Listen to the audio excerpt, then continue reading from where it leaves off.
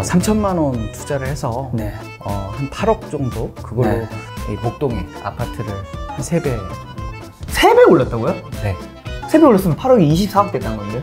야, 이 돈이 선순환. 그러니까 3천만 원이 한 20 몇억 되니까 70배인가요? 뉴스가 나오는 날에 매도를 하자. 그 매도 시점이 나왔을 때 어떤 매도 디데이를 잡을 수 있다. 네. 세 번째로는 이제 평균 15%예요. 그러니까 15% 수익이 나면 매도를 생각해 본다고요? 그렇죠. 주변 사람들 중에서는 주식 투자로 돈을 버는 사람의 비율이 좀 몇 퍼센트 정도 되는 것 같은데요? 80% 정도는 좀 수익을 안 내는. 그리고 벌면 얘기하지 마라. 술 사라 그래요. 맞아요. 돈 자랑은 함부로 하는 거 아니다. 나 오늘 잘하는데. 오늘 주제는 바로 주식 투자의 습관편입니다. 저는 이제 여의도 증권 유관기관에서 한 21년 정도 근무를 21년. 했고요. 예, 한 직장에서만 21년을 근무를 했고요. 네. 그다음에 이제 과거에 이제 코스닥 위원회라고 현재로는 증권거래소 코스닥 시장 거기서 상장 심사 그리고 규정 제도 전반을 담당을 했습니다. 저희가 근무할 때 사이드카 그다음에 서킷 브레이커스 이런 것들이 도입을 제가 했었었고요. 네. 자, 그럼 지금은 코스닥 위원회에 다니시는 게 아니라는 거죠? 예, 코스닥 위원회는 과거에 제가 일을 했었고요. 저희 회사가 이제 나눠지면서 거래소와 저희 회사가 이제 2개로 하면서 이제 저희 부분이 이제 지금 통합거래소로 합쳐진 거죠. 예. 자, 그럼 코스닥 상장 기업의 심사를 하셨던 건가요? 그렇죠. 예, 코스닥 기업 상장 심사를 했었고. 몇 년 동안 그 일을 하셨죠? 그게 한 3년 정도 저희가 그 3년. 부서에서 일을 했었는데요. 네. 그때 저희가 근무할 때 유명한 분들 많이 오셨습니다. 그때는 이제 저희한테 미팅이 있었거든요. 최대주주 미팅. 그래서 사전 미팅 같은. 네, 그 뭐 인성도 체크한다고 그러고 네네. 뭐든지 그런 것들 여러모로 뭐 혹여 사기꾼이 아니냐 뭐 이런 것들도 좀 봐야 돼요. 그래서 안철수. 안철수. 네, 안철수 위원님. 네, 제 뒤에 앉으셔서 이렇게 다소곳하게 미팅도 하셨고요. 네. 그다음에 SM 이수만 회장님. 네, 그래서 저랑 같은 시간에 함께 있으셨죠. 그럼 코스닥에 상장 심사를 하면 모두가 상장되는 건 아니잖아요. 그렇죠. 예. 네. 이 상장되는 기업들이 좀 특징은 어떤 게 있는 거예요? 일단 이제 과거에는 수익성들을 많이 봤거든요. 네. 계속 기업으로서의 유지가 가능하느냐. 그래서 어떤 재무적인 그런 지표들을 많이 봤고요. 일단 적자가 나는 기업들은 상장에 좀 통과가 안 되는 그런 경우들이 좀 많이 있었어요. 그래서 우리가 이제 코스닥이라는 게 사실 어떤 벤처, 그 다음에 미래의 성장성에 포커스를 많이 두는 그런 기업들인데 그럼에도 불구하고 이제 실적이 안 나온다는 이유로 많이 이제 그 당시에 2000년대 제가 초반 때였으니까 그때는 좀 안 되는 경우들이 많았는데 최근에는 이제 그런 부분들에 대해서 이제 특례 조항들을 많이 뒀거든요. 그래서 기술 상장 특례라고 해서 기술성이 있는데 적자인 기업들 예를 들면 뭐 테슬라 같이 이익은 안 나는데 뭐 특별한 그런 독특한 사업 모델이 있는 경우 그런 기업들도 이렇게 상장을 해주는 요즘 트렌드가 하나 되고 있고요. 그 다음에 바이오 기업들 같은 경우는 적자잖아요. 적자임에도 기술력, 임상실험을 하면서 임상실험의 어떤 결과치에 희망적인 그런 데이터가 있는 경우들도 비록 적자이지만 이렇게 상장을 해주는 기술 상장 특례 이런 조항들이 있어서 최근에는 그런 어떤 수익성보다도 미래의 성장성에 좀 포커스를 맞춰서 많이 이렇게 상장들을 하고 있는 것 같습니다. 옛날에 한마디로 그 현재의 수익에 대해 초점을 맞췄으면 지금은 미래의 성장 기대 수익 같은. 그렇죠. 테크와 바이오. 그러니까 이제 과거에는 어떤 유통기업들이 오히려 훨씬 이렇게 상장 심사가 쉬웠거든요. 그러니까 상장 심사라는 거 포커스가 뭐냐면 앞으로 계속 기업으로서 거래소 상장 기업으로서 계속 유지할 수 있는 여부가 굉장히 중요했는데 그러면 일정하게 루틴하게 수익이 나느냐 이 부분들을 많이 포커스를 뒀다면 이제는 이제 그 수익성도 수익성이지만 미래의 성장 가치 그래서 지금은 임상 실험 때문에 비록 적자이나 앞으로 나아질 거다 그런 측면에서 이제 어떤 기술력을 많이 보고 있고요. 예를 들면 기술 성장 기업 중에서 기술 평가를 받아서 기술 평가가 특정 평가 이상, 뭐 BBB 이상, 뭐 이런 평가를 2군데 이상 받아서 그 평가 결과가 양호하다. 그럼 비록 적자라도 상장 심사 청구를 할 수 있고 기술력 검증과 그다음에 앞으로 계속 기업으로서의 가치 이런 것들을 체크를 해서 상장 심사를 통과할 수 있다는 거죠. 야, 이 또 상장 심사하는 분이 오셔서 이제 궁금한 게 네네. 우리나라 주식시장이 코스피와 코스닥은 아니잖아요. 그렇죠. 그 두 개가 합쳐서 지금 약 한 2,200개가 넘는 종목이 있더라고요. 그렇죠. 예. 몇 개야 잠시만요. 정확하게는 이 개수가 조금씩 바뀌잖아요. 계속. 그렇죠. 새로 상장되는 저는 것도 있고. 2,000개 이후에 잘 못 세겠더라고요. 제가 오늘 세봤는데 아, 예. 2,249개가 있더라고요. 아, 2,249개요? 네, 2,249개인데 네. 이게 상장을 할 때 코스피와 코스닥으로는 아니잖아요. 그렇죠. 이걸 나뉘는 기준은 뭐예요? 일단 코넥스도 있고요. 우리가 보통 상장사라고 하면 세 가지를 이야기하는데요. 네. 코스피, 코스닥, 코넥스. 그래서 어. 기본적으로는 이제 뒤로 갈수록, 그러니까 코스피보다 코스닥, 코넥스로 갈수록 이 상장 요건들이 좀 완화되는 거죠. 그래서 일단 기업이 코스닥이나 코스피로 가기 어려운 그런 신생 기업들이나 기업 규모가 작거나 매출이 작은 그런 기업들은 코넥스에서 일단 좀 네. 키워나가고요. 그 코넥스에서 어느 정도 이렇게 기업이 커지면 코스닥으로 옮기고 또 코스피로도 갈 수 있고, 아무래도 이제 코스피가 우리가 전통적인 그렇죠. 대장주라고 그러죠. 기업 규모가 큰 그런 종목들이 주 종목으로 이루어지는 거고요. 네. 코스닥은 이제 벤처, 중소기업 중심으로 하는데 최근에 이제 트렌드는 바이오 기업들이 시가총액 상위를 많이 차지를 하고 있죠. 그래서 꿈을 먹는 주식, 요즘 PDR이라고 하잖아요. 네. 옛날에는 PER에서 기업 가치 기준으로 했다면 맞아요. 뭐 꿈을 먹는 성장주 개념을 하는데 이런 네. 종목들이 이제 코스닥 종목에 많이 편입을 하고요. 네. 하지만 이제 어떤 기업 가치를 조금 더 이제 시가총액이 커지다 보면 이거를 이제 코스피로 또 이전하는 경우들이 있잖아요. 예를 들면 셀트리온 같이. 맞아요. 그렇게 해서 이제 규모의 경제 측면에서 좀 큰 기업으로 인정받고 싶다. 그러면 네. 이제 유가증권 시장이라고 하는 코스피에 주로 있고, 그다음에 이제 코스닥, 그다음에 좀 더 작은 그런 규모의 기업들은 코넥스에 있고요. 그래서 코넥스에 있는 기업들이 코스닥으로 옮기면 좀 특례를 주고 있어요. 그래서 그런 특례를 받아서 이렇게 옮겨가는 그런 기업들도 최근에 많이 늘고 있고요. 그렇죠. 그 PDR 이제 꿈을 먹고 자라는 기업이 이제 꿈만 먹고 빠진다는 얘기도. 그렇죠. 이제 저는 이제 이런 얘기를 드리고 싶은데요. 산이 깊으면 골이 깊다라는 증시 격언이 있어요. 그래서 산이 어디까지 올라갈 거냐. 그래서 에베레스트까지 올라갔는데 결국 이제 하산을 해야 되잖아요. 그렇죠. 뭐 올라갔으면 어디까지 떨어질 거냐. 그런 고민들도 좀 필요할 때가 된 것 같다라는 생각이 들어요. 그럼 이제 상장 심사를 통과해서 상장을 하면 이게 공모를 하잖아요. 그렇죠. 예, 예. 이 공모주가 네네. 뜨는 게 있고 안 뜨는 게 있잖아요.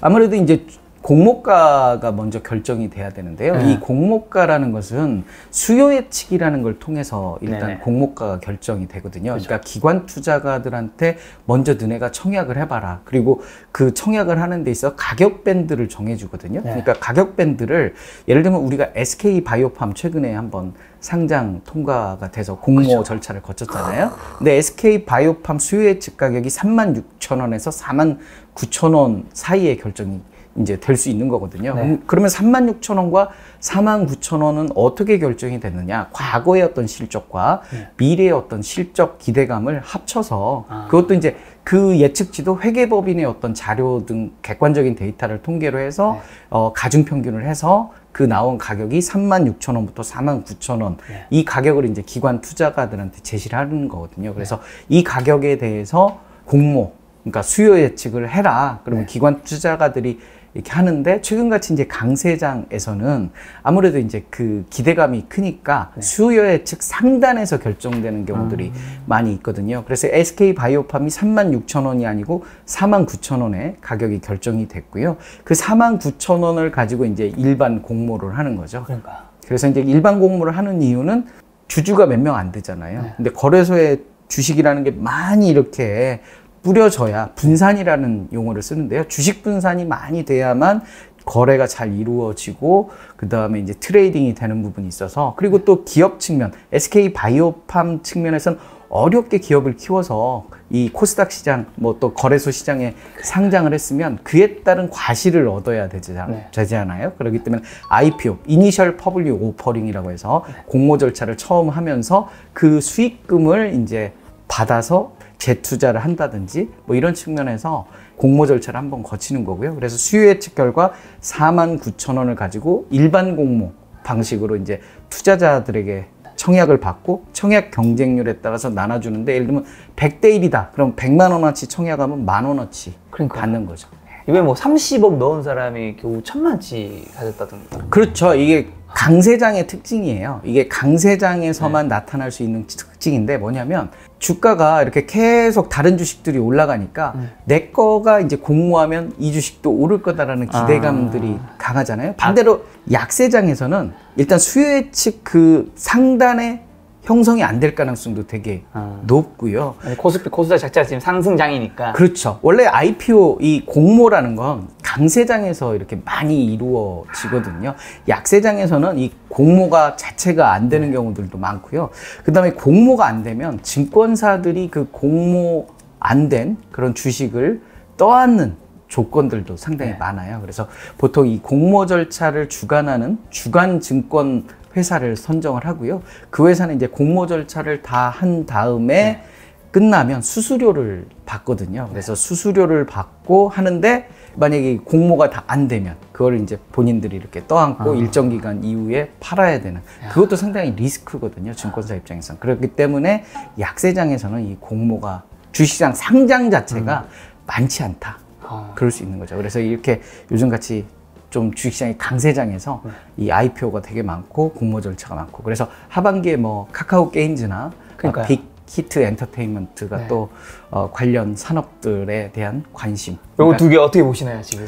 일단 우리가 SK 바이오팜에서 열기를 한번 봤잖아요. 봤죠. 네, 우리가 아파트 청약 한번 잘 되면 한도 끝도 없잖아요. 그래서 SK 바이오팜의 그 열기가 앞으로도 계속 이어지지 않을까. 전제는 이제 주시장이 계속 이 화랑세를 좀 이어가야 되겠죠. 그래서 빅히트 같은 경우는 지금 굉장히 기다리시는 분들이 많잖아요. 그래서 빅히트하고 카카오 게임즈가 하반기 공모 시장에 뜨거운 핵이 되지 않을까. 그리고 최근에 아시겠지만 2차 전지나 바이오 이런 트렌드를 달고 가는 기업들이 공모 이후 뜨겁잖아요. 공모주 청약도 굉장히 강하고 초반에 이제 강한 상승세의 모멘텀을 이어가는데 우리가 이제 공모주가 공모가 절차가 끝나고 이제 드디어 이제 거래소에 첫날 거래가 되면 그 IPO를 한 기업들의 주식은 공모가의 90% 그러니까 마이너스 10%가 되는 거죠. 49,000원에서 한 4,900원 정도 빠진 SK 바이오팜 기준으로 하면 그러니까 10% 빠진 수준의 90%에서 200%까지 그러니까 49,000원에 200%니까 98,000원 정도죠.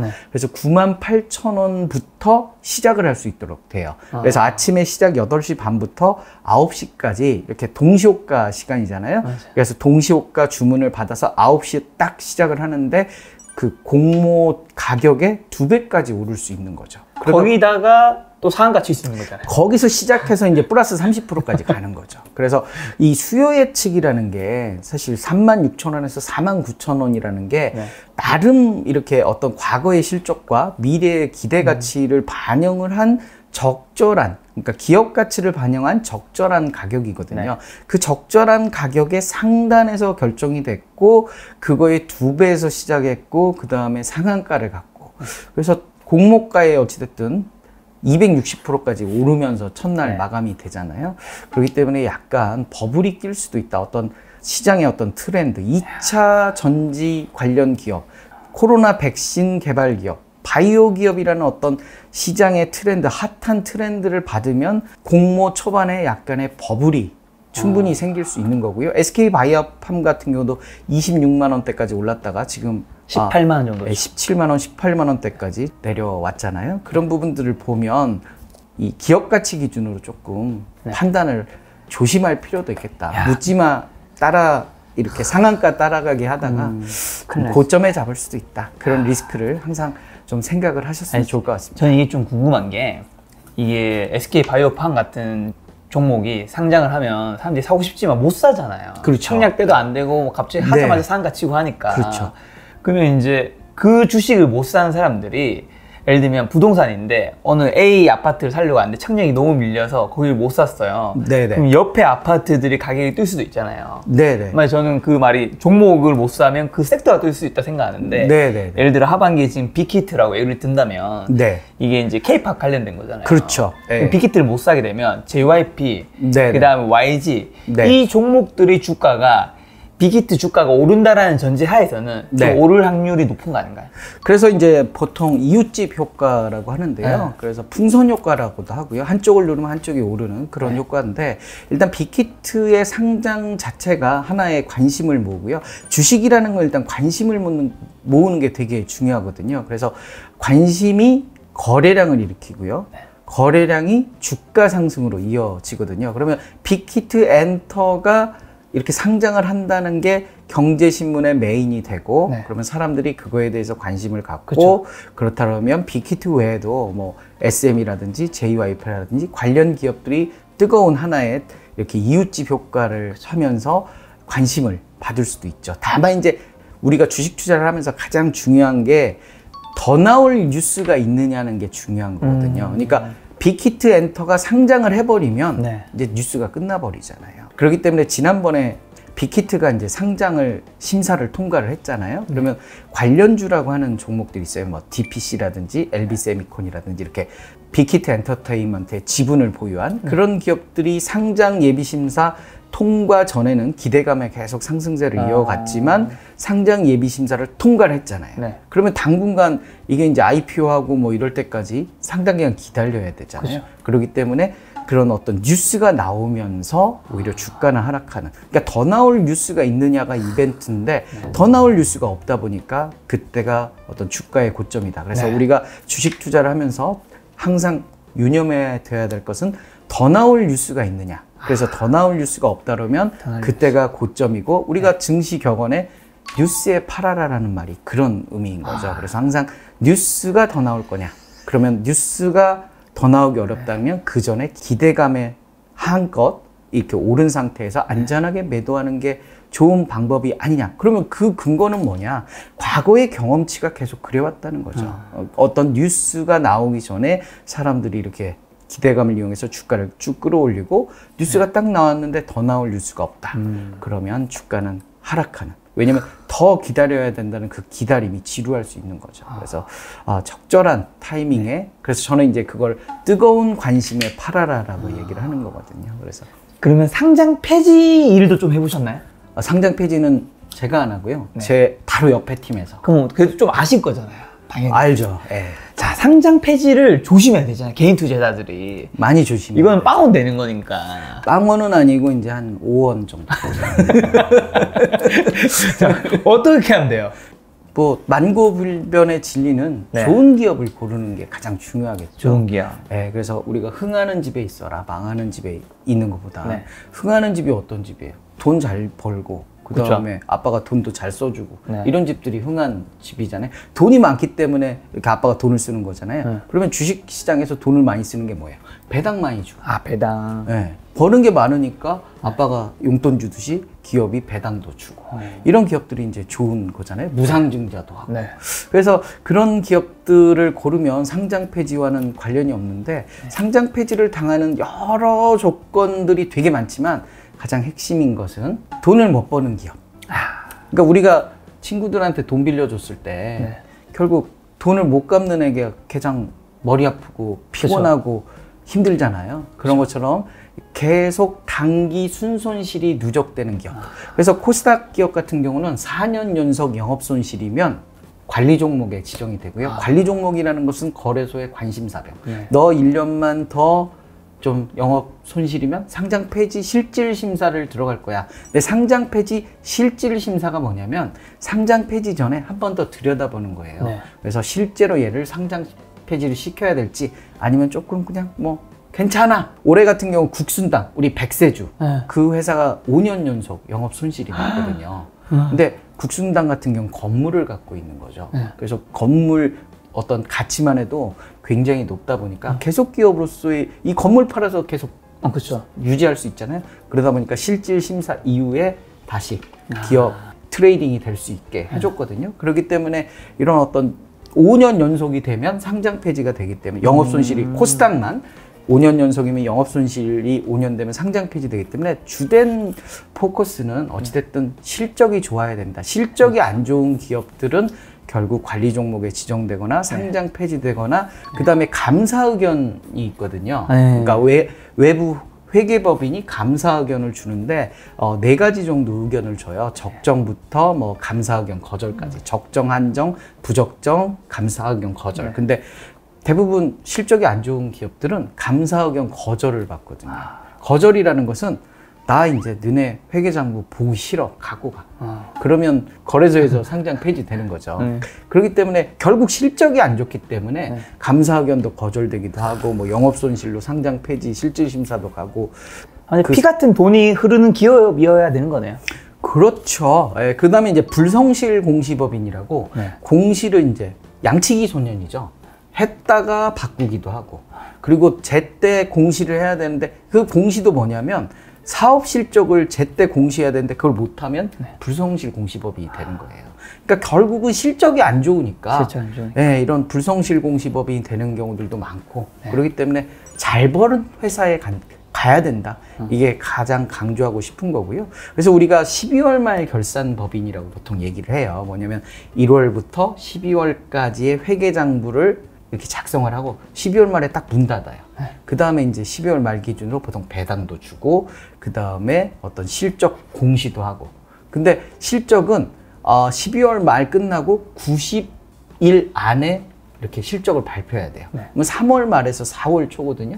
그때 예를 들면 감사 보고서를 제출을 못 하거나 아니면 감사 의견을 거절받거나 이런 게 굉장히 많아요.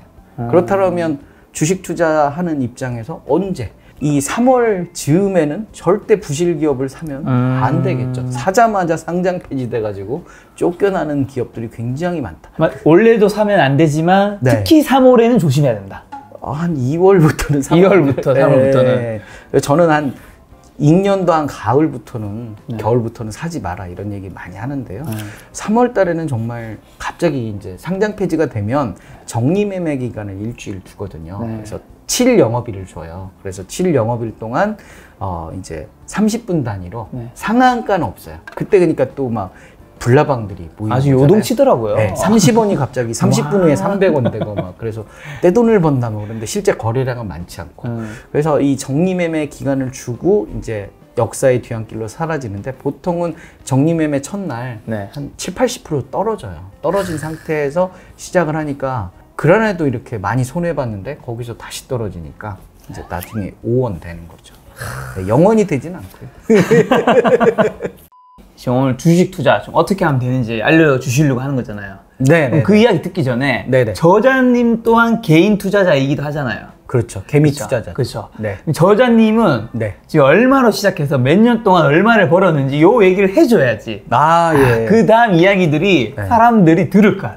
예. 제가 지금 주식 투자한 지는 한 20년 됐고요. 37살 때부터 뜻한 바가 있어가지고 3천만 원 투자를 해서 한 7~8년 정도 해서 한 8억 정도 수익을 냈고요. 그걸로 이 목동에 아파트를 하나 사서 지금 살고 있습니다. 야, 그 목동 아파트도 또 엄청 올랐겠네요. 한 3배 정도 올랐어요. 3배 올랐다고요? 네. 3배 올랐으면 8억이 24억 됐다는 건데? 약간 부족하네요. 야, 이 돈이 선순환. 주식 투자로 부를 좀 만드시고 그 부를 또 부동산 투자로 만드시고. 네. 그렇게 됐네요. 그러니까 3천만 원이 한 20배덕 되니까 몇 배 되신 거죠? 70배인가요? 네. 그럼 7~8년 만에 8억이 되셨다는 거잖아요. 그렇게 됐죠. 그럼 그 이후에는요? 그 이후에는 이제 저희 회사가 금액 제한이 들어오면서 제가 이제 주식 투자 규모가 많이 줄었어요. 그래서 한 6천만 원 정도 하는데 1년에 한 6천만 원 정도 수익 내는 그런. 투자 금액이 6천만 원이 제한인 거예요? 네, 6천만 원 정도 해서 6천만 원으로 이제 한 6천만 원 정도 1년에 한 10일 정도 거래하거든요. 두 번째 책을 쓸 때 한번 계산을 해봤어요. 그랬더니 딱 10일 거래를 했고요. 그때 한 1년에 한 5,500 정도 투자를 해가지고 한 1억 조금 넘게 수익이 돼서 한 100% 수준으로 10일 거래를 해서 그렇게 한 거죠. 잠깐만 진짜. 그럼 6천을 투자해서 그 6천만큼을 벌었다는 거잖아요, 거의. 그렇죠. 저 원금만큼 더 벌었다는 거죠? 네네.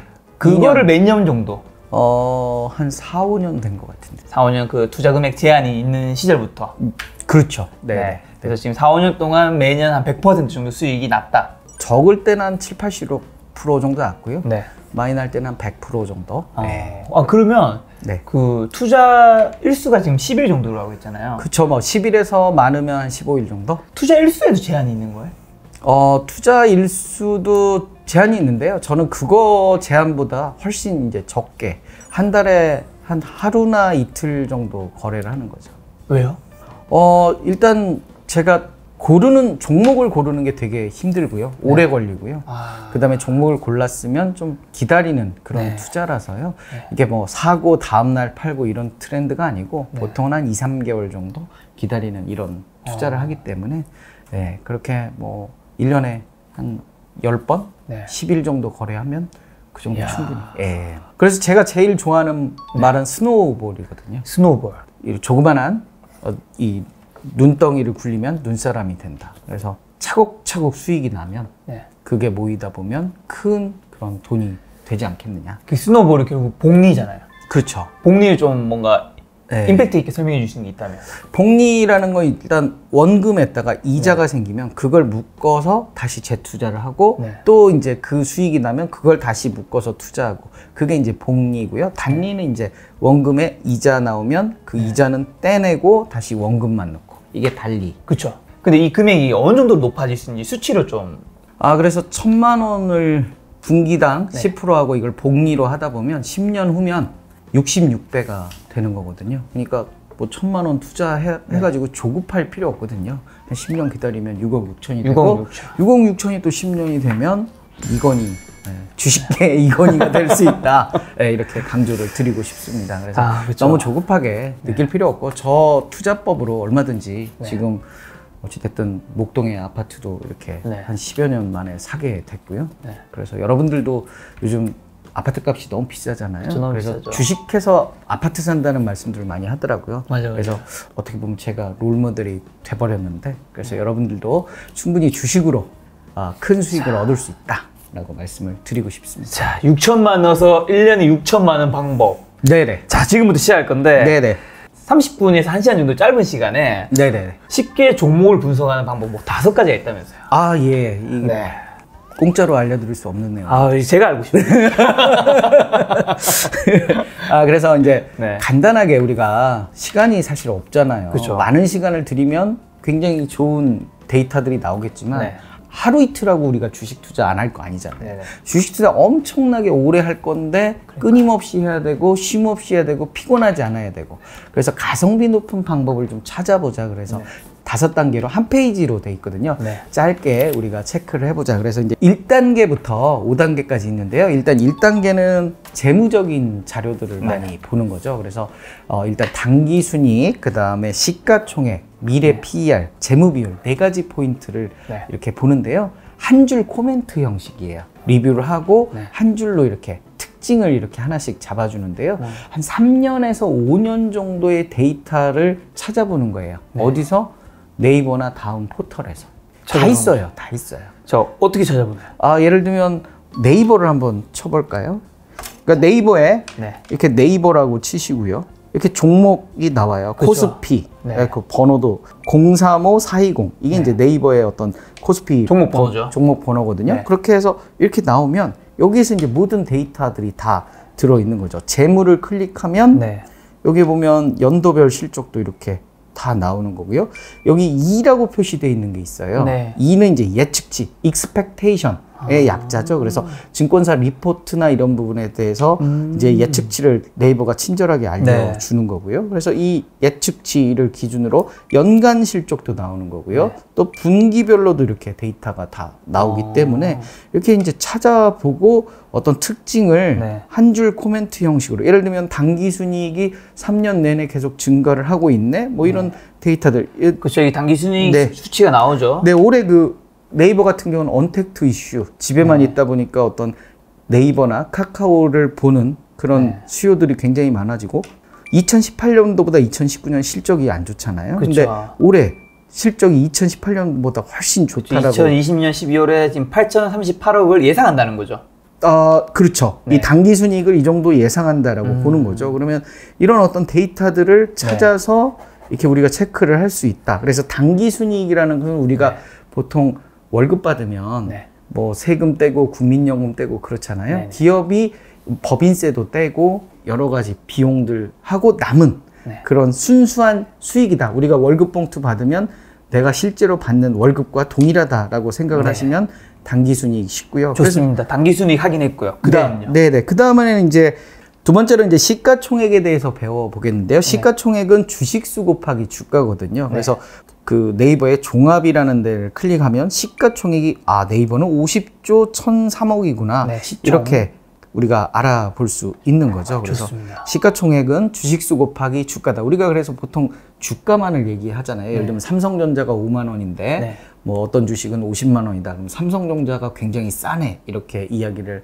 하시는 분들이 많은데요. 실질적으로는 주식수와 주가의 곱셈이기 때문에 우리가 주가만을 봤기 때문에 실제 주식수가 몇 개냐에 따라서 5만 원짜리가 50만 원짜리보다 비쌀 수도 있는 거죠. 예, 그래서 예를 들면 만 원짜리 10주, 뭐 5천 원짜리 만주 이러면 5천 원짜리 만주가 훨씬 비싼 주식이잖아요. 근데 우리가 이제 5천 원, 만 원 보면 5천 원짜리가 싸네. 그래서 그렇죠. 우리가 주식 투자를 함에 있어서 꼭 시가총액 기준으로, 시가총액이라는 것은 주식시장에서 실제로 그 기업의 평가를 받는 가치다.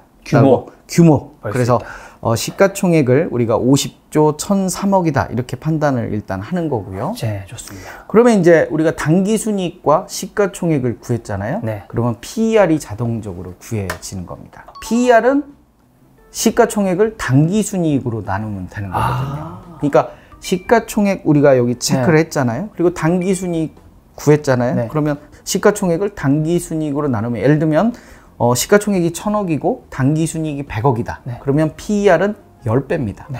그러면 10배라는 것은 내가 시가총액만큼 투자를 했을 때 10년간의 당기순이익으로 시가총액 투자금을 회수할 수 있다. 그러면 10년 만에 투자금을 회수할 수 있으니 이 기업은 저평가냐 아니냐 이렇게 판단을 또 해야 되겠죠. 보통 PER이 10배면 저평가다 이렇게 일반적으로 판단을 PER은 낮으면 낮을수록 좋겠네요. 낮으면 낮을수록 좋은 거죠. 예를 들면 PER이 5배, PER이 10배면 5배인 기업이 10배인 기업보다 5년 만에 투자금을 회수할 수 있으니까 훨씬 좋은 거죠. 그래서 우리가 PER이 시가총액을 당기순이익으로 나누기 때문에 결국 당기순이익, 분모인 당기순이익이 계속 커지면 PER은 계속 낮아지고 투자금 회수 기간이 짧아지니까 결국 실적 개선이 돼서 당기순이익이 좋아지면 투자금 회수가 빨라지겠구나 라고 우리가 판단할 수 있다는 거죠. 지금 PER 보니까 78.75배인데 네네네. 그럼 이 말은 지금 저자님 말씀을 반영하면 네네.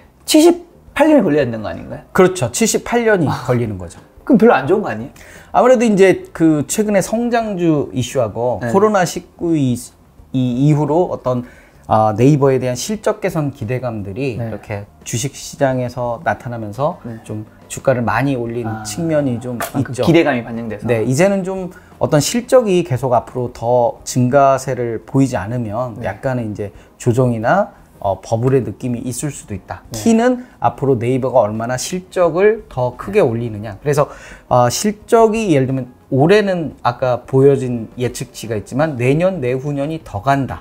크게 더 실적이 개선된다라고 보면 PER이 78배가 아니라 뭐 30배, 40배일 수도 있는 거죠. 그래서 미래의 어떤 실적 예측치들을 좀 더 뉴스나 증권사 리포트 등을 통해서 조금 더 찾아보면 이 PER이 78배가 과한지 아닌지를 좀 볼 수 있고 저는 보통 이제 이 당기순이익을 과거의 당기순이익이 아니라 미래의 당기순이익을 좀 보자. 그래서 미래의 당기순이익 기준으로 하면 이 PER이 78배가 아니라 더 낮아질 수도 있기 때문에 그래서 추정 PER이라는 게 있잖아요. 이거 54배니까 과거의 실적 기준으로는 78배지만 앞으로의 실적 기준으로는 한 50배 정도. 이 추정 PER이 아까 전에 말씀하신 미래 PER인가요? 네네네. 그런 개념으로 보시면 좀 좋을 것 같아요. 좋습니다. 그래서 과거의 PER 기준으로는 100배지만 앞으로 실적 기준으로는 PER이 예를 들면 20배, 10배일 수도 있거든요. 그런 기업들은 지금 덜 올랐다는 거거든요. 앞으로의 실적 기준으로는. 그 갭만큼. PER 100배와 10배와 그 사이 갭, 뭐 90배 이런 갭 정도는 아니겠지만 어찌됐든 더 조금 올라줘야 이렇게 바람직한 좋습니다. 그런 주가의 모습이 될 수 있다. 좋네요. 실질적인 정보를 들어보고 그래서 이런 PER은 미래의 실적치를 찾는 네. 그런 노력들이 필요한데 어떻게 찾을 것이냐? 뉴스나 증권사 리포트를 열심히 찾다 보면 그런 데이터들은 많이 나와 있다. 2, 3년 후의 실적치까지 다 기재가 되어 있으니 네. 2, 3년 후에 어떤 단기 순위 기준으로 미래 PER을 계산해 보면 지금 PER은 100배지만 2, 3년 후에 실적 기준으로 PER이 10배다. 그러면 아 이건 계속 주가가 오를 확률이 있다. 오를 확률이 있다라고 이제 우리가 기대가 재무 가는 비율은요? 거죠. 재무 비율은 이제 세 가지인데요. 네. 예, 재무 비율이 여러 가지 비율이 있습니다. 그 중에서 저희는 안정성 비율을 좀 체크를 하자. 왜 안정성 비율이냐? 망하는 기업을 좀 피해보자라는 거죠. 네. 그래서 안정성 비율은 그러면 어떻게 찾을 거냐? 네. 우리가 재무 비율에서 네. 보시면 부채 비율, 당좌 비율, 유보율 이 세 가지가 안정성 비율인 있네요. 거죠. 여기 밑에 부채 비율, 당좌 비율, 유보율. 네네네. 네. 그래서 비율도 이렇게 연도별로도 나오고요, 분기별로도 이렇게 나와 있거든요. 그래서 가장 최근 분기 기준으로 이렇게 보시면 네. 이렇게 체크가 가능한 거죠. 그래서 네. 부채 비율이라는 것은 부채하고 내 돈하고 비교를 하는 거죠. 네. 그러니까 내 돈과 남의 돈을 비교해서 남의 돈이 많으면 별로 안 좋은 거잖아요. 그래서 분자가 부채예요. 부채가 많으면 부채 비율이 올라가고 부채 비율이 높은 건 별로 안 좋다. 그래서 내 돈과 부채 비율이 동일한 게 100%잖아요. 네. 그래서 100%가 넘어가는 건 좀 별로다. 만약 부채 비율 100% 넘어가면 좀 피하는 게 좋을 확률이 높다? 그렇죠. 특히 네. 이제 뭐 한 200% 넘어가고 이러면 네. 더 그 리스크가 굉장히 커져 가는 좋습니다. 거죠. 내 돈보다 부채가 2배 많은 거잖아요. 네. 그렇다고 하면 나중에 이렇게 부채도 뭐 단기에 갚을 것도 있고 장기에 갚을 것도 있는데 갑자기 단기에 갚으라는 부채가 너무 많으면 망할 수도 있다. 그 돈 못 갚으면 부도날 수도 있고 그렇죠. 뭐 그런 측면에서 좀 이야기를 하는 거고요. 예외가 하나 있어요. 예를 들면 금융주나 네. 은행, 증권사들은 부채 비율이 굉장히 높죠. 빌려주는 게 업이니까. 아, 그런 것도 있고요. 그다음에 이제 고객의 돈을 네. 갖고 있는데 그건 나중에 고객한테 줄 돈이잖아요. 네. 그래서 그거는 부채로 잡거든요. 그렇기 때문에 증권사하고 은행은 부채 비율이 높아서 나 은행하고 증권주는 못 사겠어 이렇게 말씀하시는 분들이 있을 수 있는데 그거는 고객의 돈을 갖고 있는 거기 때문에 나중에 돌려줄 돈이기 때문에 부채로 잡는다. 그럼 은행과 증권주는 몇 % 이상 정도 대략? 아, 그거는 특별하게 문제가 되지는 않을 것 같아요. 왜냐면 이게 은행이나 증권은 그거 외에 BIS 비율이라든지 뭐 NCR이라든지 이런 비율들이 있어요. 그래서 되게 엄격하고 이 부채 비율 말고 그런 비율로 해서 이렇게 적용을 하기 때문에 은행이나 증권주들은 이 부채 비율은 크게 신경을 안 쓰셔도 되고 오히려 부채 비율이 더 늘면 늘수록 고객의 돈이 더 많이 들어온다 이렇게 오히려 업이 좀 다른 거군요. 네, 생각할 수도 있는 거죠. 그래서 예를 들면 키움증권이 최근 부채 비율이 굉장히 많이 증가했거든요. 그게 이제 동학개미들이 돈을 계속 들어오니까 그런 측면에서 이야기를 드릴 수 있습니다. 자, 그 다음 당좌 비율은? 당좌 비율은 이제 1년 내에 들어올 현금하고 1년 내에 갚아야 될 부채하고를 비교를 하는 건데요. 아무래도 이제 이 분자가 1년 내에 들어올 현금이잖아요. 그래서 1년 내에 들어올 현금이 많으면 좋으니까 당좌 비율은 100% 이상이 좋은 거죠. 들어올 현금과 나갈 부채가 동일한 게 100%고 그보다 높으면 좋겠다. 그래서 이 당좌 비율은 현금성 자산 보유 비율이에요. 그러니까 이 당좌 비율이 적으면 이게 돈이 없는 거예요. 그래서 아빠 돈 줘 할 때 이렇게 용돈 줄 수 없는 그런 상황이 되는 거죠. 그렇기 때문에 기업에서 예를 들면 물건을 만들려면 뭘 사와야 되는데 사올 돈이 없는 거죠. 그러면 어떻게 되겠어요? 유상증자 해야죠. 주식 발행해서, 그러니까 유상증자라는 것은 증자라는 건 주식수를 늘리는 건데 유상이라는 것은 투자자한테 돈을 받고 그 다음에 이게 주식을 파는 행위거든요. 보통 일반적으로 악재잖아요. 그렇죠. 이 악재인 이유가 주식수가 늘어나기 때문에 그렇거든요. 아까 우리가 시가총액이라는 게 주식수 곱하기 주가라고 그랬잖아요. 근데 주식수가 늘어나니 주가는 동일한 시가총액을 유지하기 위해서 내려야 돼요. 그러니까 10,000원의 10주인 주식의 시가총액은 10만 원이에요. 근데 10주가 20주가 되면 동일한 10만 원이 유지되기 위해서 주가는 5,000원이 돼야 동일한 시가총액이 유지되잖아요. 제가 주식 투자를 한 거의 17, 18년 해봤지만 가장 큰 이 악재는 유상증자였다. 유상증자. 주식수가 늘어나면 5,000원이 10,000원을 갈 수가 없어요. 특별한 엄청난 호재가 아닌 한 주가가 2배를 가야 되거든요. 근데 유상증자를 하는 기업들은 먹고 살기 어려운데 어떻게 2배가 갈 수 있겠어요? 실적이 안 좋거나 그다음에 현금이 부족하거나 부채 비율이 너무 과하기 때문에 이럴 때 이제 유상증자를 해서 투자자 돈으로 몇 년간 연명해서 사는 거예요. 그런데 그렇게 주가가 이렇게 5,000원짜리가 10,000원으로 가긴 불가능할 수 있다, 단기적으로. 그러면 이제 결국 큰 손실을 보고 힘들어하는 거죠. 좋습니다. 당좌 비율 한마디로 높으면 높을수록 좋다는 건데 네네. 몇 퍼센트 수치 정도 그것도 기준점이 있나요? 이것도 100%입니다. 100% 이상이면 좋은 거죠. 이상이면 좋은 거다. 네네. 그래서 저는 이제 한 75% 이하면 잘 안 보는데요. 한 50% 이하면 유상증자할 가능성이 굉장히 높다. 좋네요. 네, 왜냐면 갚아야 될 돈보다 가지고 있는 현금이 반절밖에 없는 거잖아요. 그럼 나머지 50%는 뭘로 채우겠어요? 돈 가져와야죠. 돈 가져와야죠. 네. 자기가 땅이 많으면 땅을 팔던가. 그런 게 없으면 결국 유상증자로 이 부족분을 채워야 된다. 주가는 내릴 수밖에 없다. 속상하죠. 그 다음은요? 그 다음에 이제 유보율인데요. 유보율은 이제 남는 겁니다. 잉여금. 잉여금의 어떤 그 비율인데요. 유보율이 높으면 높을수록 무상증자할 가능성이 굉장히 높습니다. 무상증자라는 것은 아까 유상증자는 투자자한테 돈을 받고 주식을 파는 행위인데 무상증자는 주식수를 늘리는데 공짜로 주는 거예요. 회사가 먹고 살 만하니까.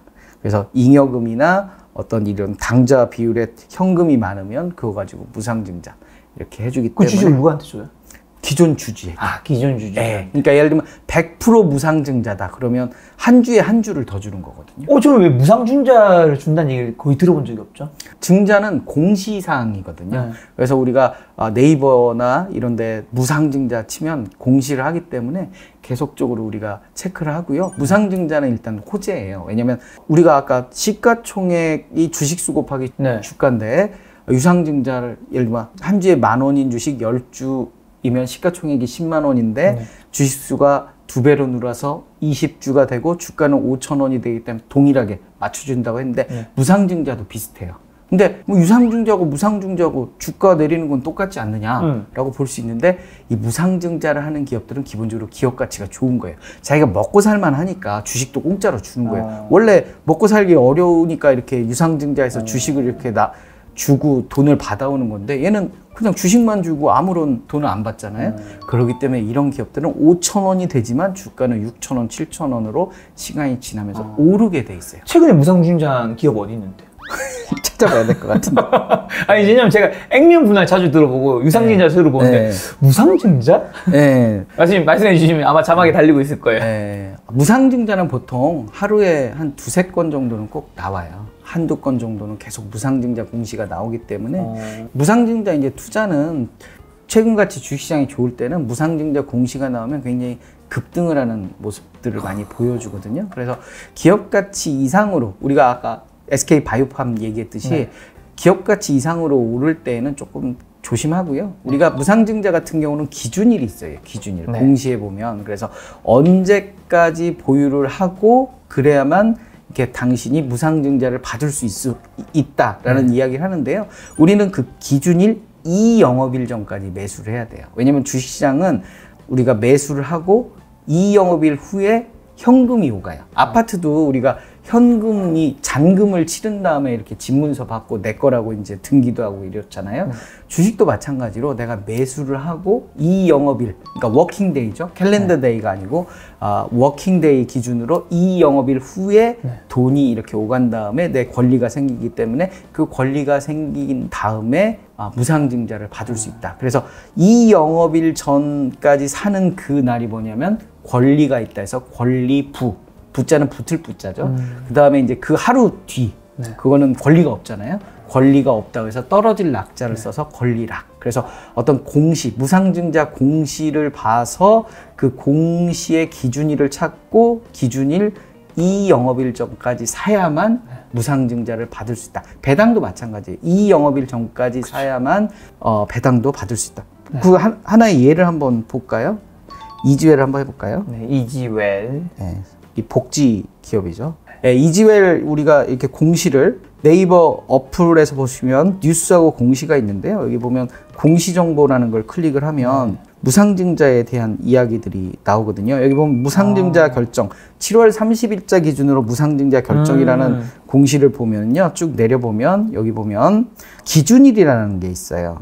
8월 14일이죠. 신주 배정 기준이 8월 14일. 예, 그러면 8월 14일이 이제 무슨 요일인가를 체크해 보면 오늘이네요. 오늘 금요일이죠. 예. 그러면 금요일 이 영업일 전까지 매수를 해야 되는 거죠. 그러니까 수요일까지 매수를 해야만 무상증자를 받을 수 있는 네. 거죠. 보면 여기 보면 증자 전 주식수하고 새롭게 주는 주식수가 동일하죠. 그러니까 한 주에 한 주를 더 주는 그런 100% 무상증자를 하는 거고요.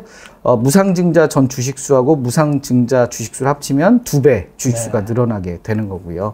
그거에 따라서 신주 배정 기준일이 8월 14일이 되고 이 영업일 전까지 사야만 무상증자를 받을 수 있다. 실질적으로 주식이 들어오는 거는 이 14일 이후에 여기 보면 상장 예정일이 나오거든요. 8월 31일 날 주식이 이제 들어오게 되는 거죠. 그러면 오늘 이주엘 주가는 어떻게 되는지 한번 볼까요? 이주엘이요? 오늘은 4.75% 떨어졌네요. 오늘은 떨어질 수밖에 없죠. 왜냐면 그쵸. 이 무상증자를 받을 수 있는 날이 지나버렸잖아요. 그래서 보통은 무상증자를 받을 수 있는 날까지 조금 오르다가 갑자기 16,300원에서 8,210원이 됐네요. 왜 그럴까요? 주가가 반토막 났네. 반토막 났죠? 네. 이렇게 무상증자를 하면 주가를 조정해 주는 거예요. 무상증자하면 주가가 그냥 무조건 그거만큼 딱 떨어지는 거예요? 반절 정도 조정을 한다고 보시면 되는 거죠. 그러니까 동일한 시가총액을 유지하기 위해서 권리가 있는 권리부 다음 날, 그러니까 권리부까지는 무상증자를 받을 수 있는 그 권리가 있는 거고 권리가 없는 날이 권리락이잖아요. 권리락일에 반토막이 나는 거죠. 그러면 사실 주주 입장에서는 내가 16,000짜리를 가지고 있는데 10주를 가지고 있는데 이게 나한테 10주를 더 줘요. 그리고 8,000원 됐어. 결론적으로 똑같잖아요. 똑같죠. 그런데 무상증자는 기업 가치가 좋고 회사가 먹고 살만하니까 선의를 베풀었잖아요. 공짜로 주식을 줬잖아요. 그러면 무상증자 권리락 이후 어느 정도 이렇게 주가가 상승하는 그런 모습들을 실적 개선이 되는 그런 기업들이거든요. 그래서 시간이 지나면 이렇게 주가가 오르는 그런 패턴을 보여준다. 다만 이제 이 무상증자라는 호재 이슈 때문에 과하게 이제 주가가 또 버블이 되는 경우들이 있어요. 그래서 잘못하면 좀 고점에 잡을 수도 있기 때문에 됩니다. 보통 기준일 이렇게 이제 무상증자 발표를 하고 나서 한 2, 3일은 급등을 해요. 그러다 이제 좀 주춤하다가 이 기준일 즈음 가까이 오면서 그 권리 부일 한 4, 5일 전부터 약간 상승하는 그런 모습을 보여주기 때문에 그때 이제 조금 기대감을 노려서 단기 목적으로 좀 매수를 하고 권리 부일에 팔 것이냐 아니면 무상증자를 받을 것이냐 그런 고민들을 좀 해볼 수 있는 거죠. 그래서 어찌됐든 무상증자 이후 권리락 이후 조금 주춤할 수 있어요. 왜냐면 이제 무상증자를 못 받잖아요. 그렇기 때문에 권리락이 지나고 며칠은 또 주가가 이렇게 좀 빠지고 다시 이제 주식이 새로 들어오고 그러면서 기업 가치는 또 원위치 되는 거고요. 유상증자는 계속 내려요.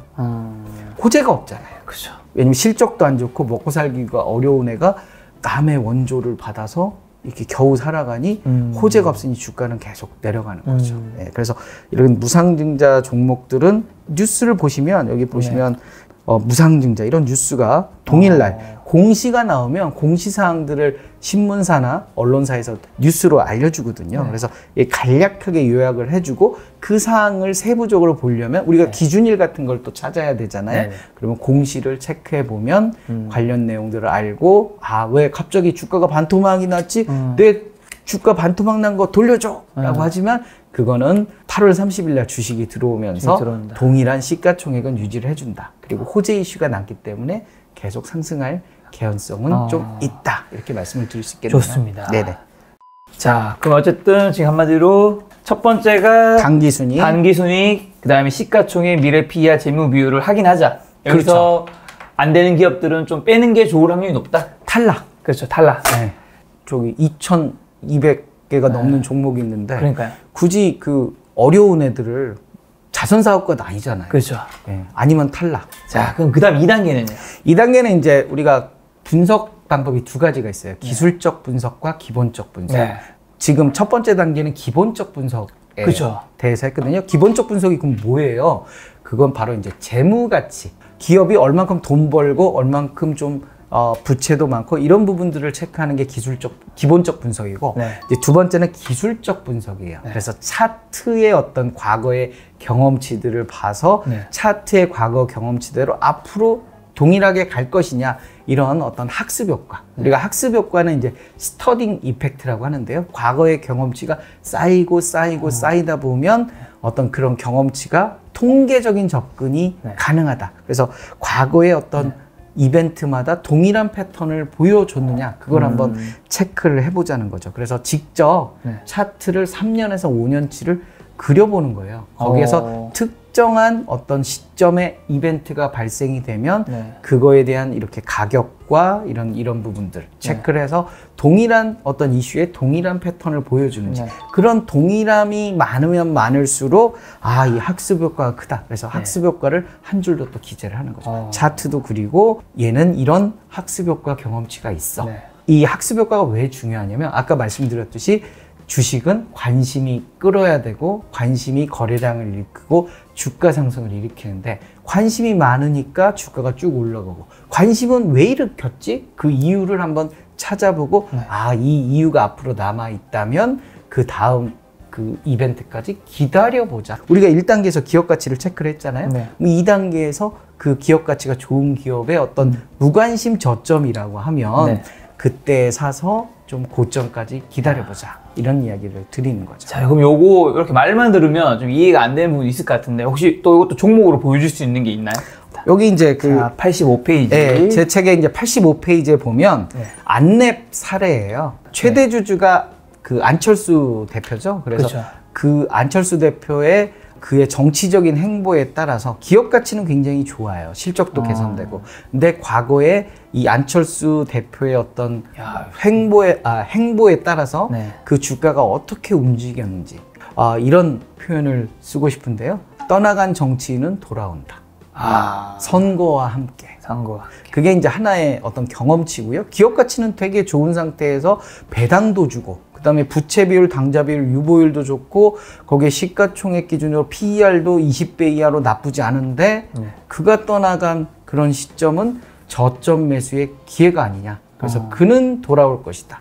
라는 측면에서 이야기를 하는 거고요. 과거에 뭐 여러 가지 선거마다 과한 이벤트 급등을 한 번씩 보여줬잖아요. 그런 트렌드의 학습 효과를 우리가 한번 체크를 해보자. 한마디 요걸 바탕으로 선거철이 좀 다가올 것 같을 때쯤에 안철수 님이 다시 등장할 테니까 그때는 또 주가가 오를 확률이 높다는 것을 과거의 지표를 통해서 확인할 수 있다는 거죠. 과거에 이제 경험치, 차트, 그러니까 우리가 기본적 분석과 기술적 분석을 합해서 가치 투자와 어떤 학습 효과를 더해서 예측치를 높이자고 했는데 일단 기업 분석은 우리가 끝냈으니 다음은 이제 가치 투자에 더해서 어떤 학습 효과 측면에서 보자. 그러면 이 안랩이라는 종목이 과거에 어떤 학습 효과 경험치 기준으로 해서 주가가 많이 올라갔던 그 시점들을 체크해보니 이 이유가 뭐야? 라고 찾아보니 그때마다 선거가 있었다는 거죠. 그렇기 때문에 선거마다 이분은 관심을 갖고 선거가 있으니 뉴스 일면에 이분의 일거수일투족 행보가 뉴스 일면에 나오고 관심을 끌어모으고 관심은 거래량을 일으키고 주가가 쏠림 현상이잖아요. 어디를 누르면 어디가 오르는데 어찌됐든 선거로 이 사람이 뉴스의 일면이 되니 그때가 가장 매력적인 매도 시점이 되는구나. 그러면 우리는 그 매도 시점까지 기다려보자라는 얘기를 드리는 거고요. 여기 85페이지에서 이제 이때 분석할 때의 차트에 대해서 그 이후에 이제 차트가 나오는데요. 보면 14개월 후, 그죠? 올 4월 달에 우리가 국회의원 선거가 있었잖아요. 네. 그때 그는 돌아왔고 안랩은 14개월 만에 2배가 주가가 올라가는 거죠. 그러니까 주식 투자 한 번만 하면 되잖아요.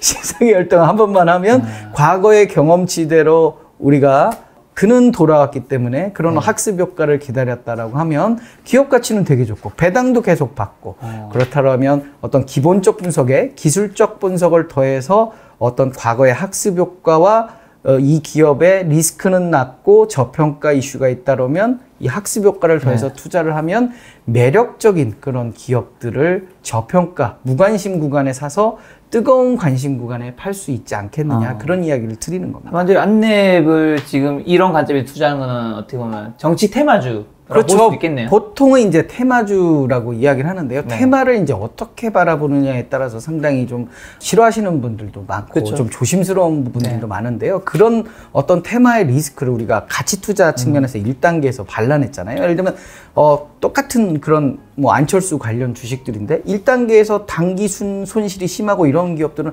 아무리 테마 이슈가 있어도 탈락을 시켜버리는 네. 거예요. 그래서 1단계에서 먼저 기업의 재무 가치를 한번 훑은 다음에 네. 괜찮은 애면 2단계에서 어떤 학습 효과 경험치를 봐서 그런 경험치들이 나오는 그런 것들을 보고 네. 이렇게 내가 직접 차트를 그리면서 그 차트에 대한 기억이 남고 네. 그거를 바탕으로 학습 효과 기재해서 기술적 분석과 기본적 분석 양쪽의 어떤 메리트를 더해보자라는 측면에서 이야기를 드리는 겁니다. 재밌는 게 옆 페이지에 있네요. 네네. 첫 번째 아까 말씀하신 1단계에서 네. 하는 재무 분석에 네네. 단기 순이익이 3년간 꾸준한 네. 실적 개선을 보였다. 네네네. 그다음에 시가총액은 네네. 4,060억 원으로 무거운 편이나 과거 학습 효과 있게 안심해도 좋다. 네네. 미래 PR은 네네. PR 17.8배로 버블이 아니다. 네네. 재무 비율이 부채 비율 26%, 당좌 비율 120%, 유보율 4,066%로 매력적이다. 그리고 2단계로 이제 기술적 분석을 한 거죠. 그렇죠. 네네. 어떻게 보면 이건 이어지면 이제 2022년 대통령 선거 때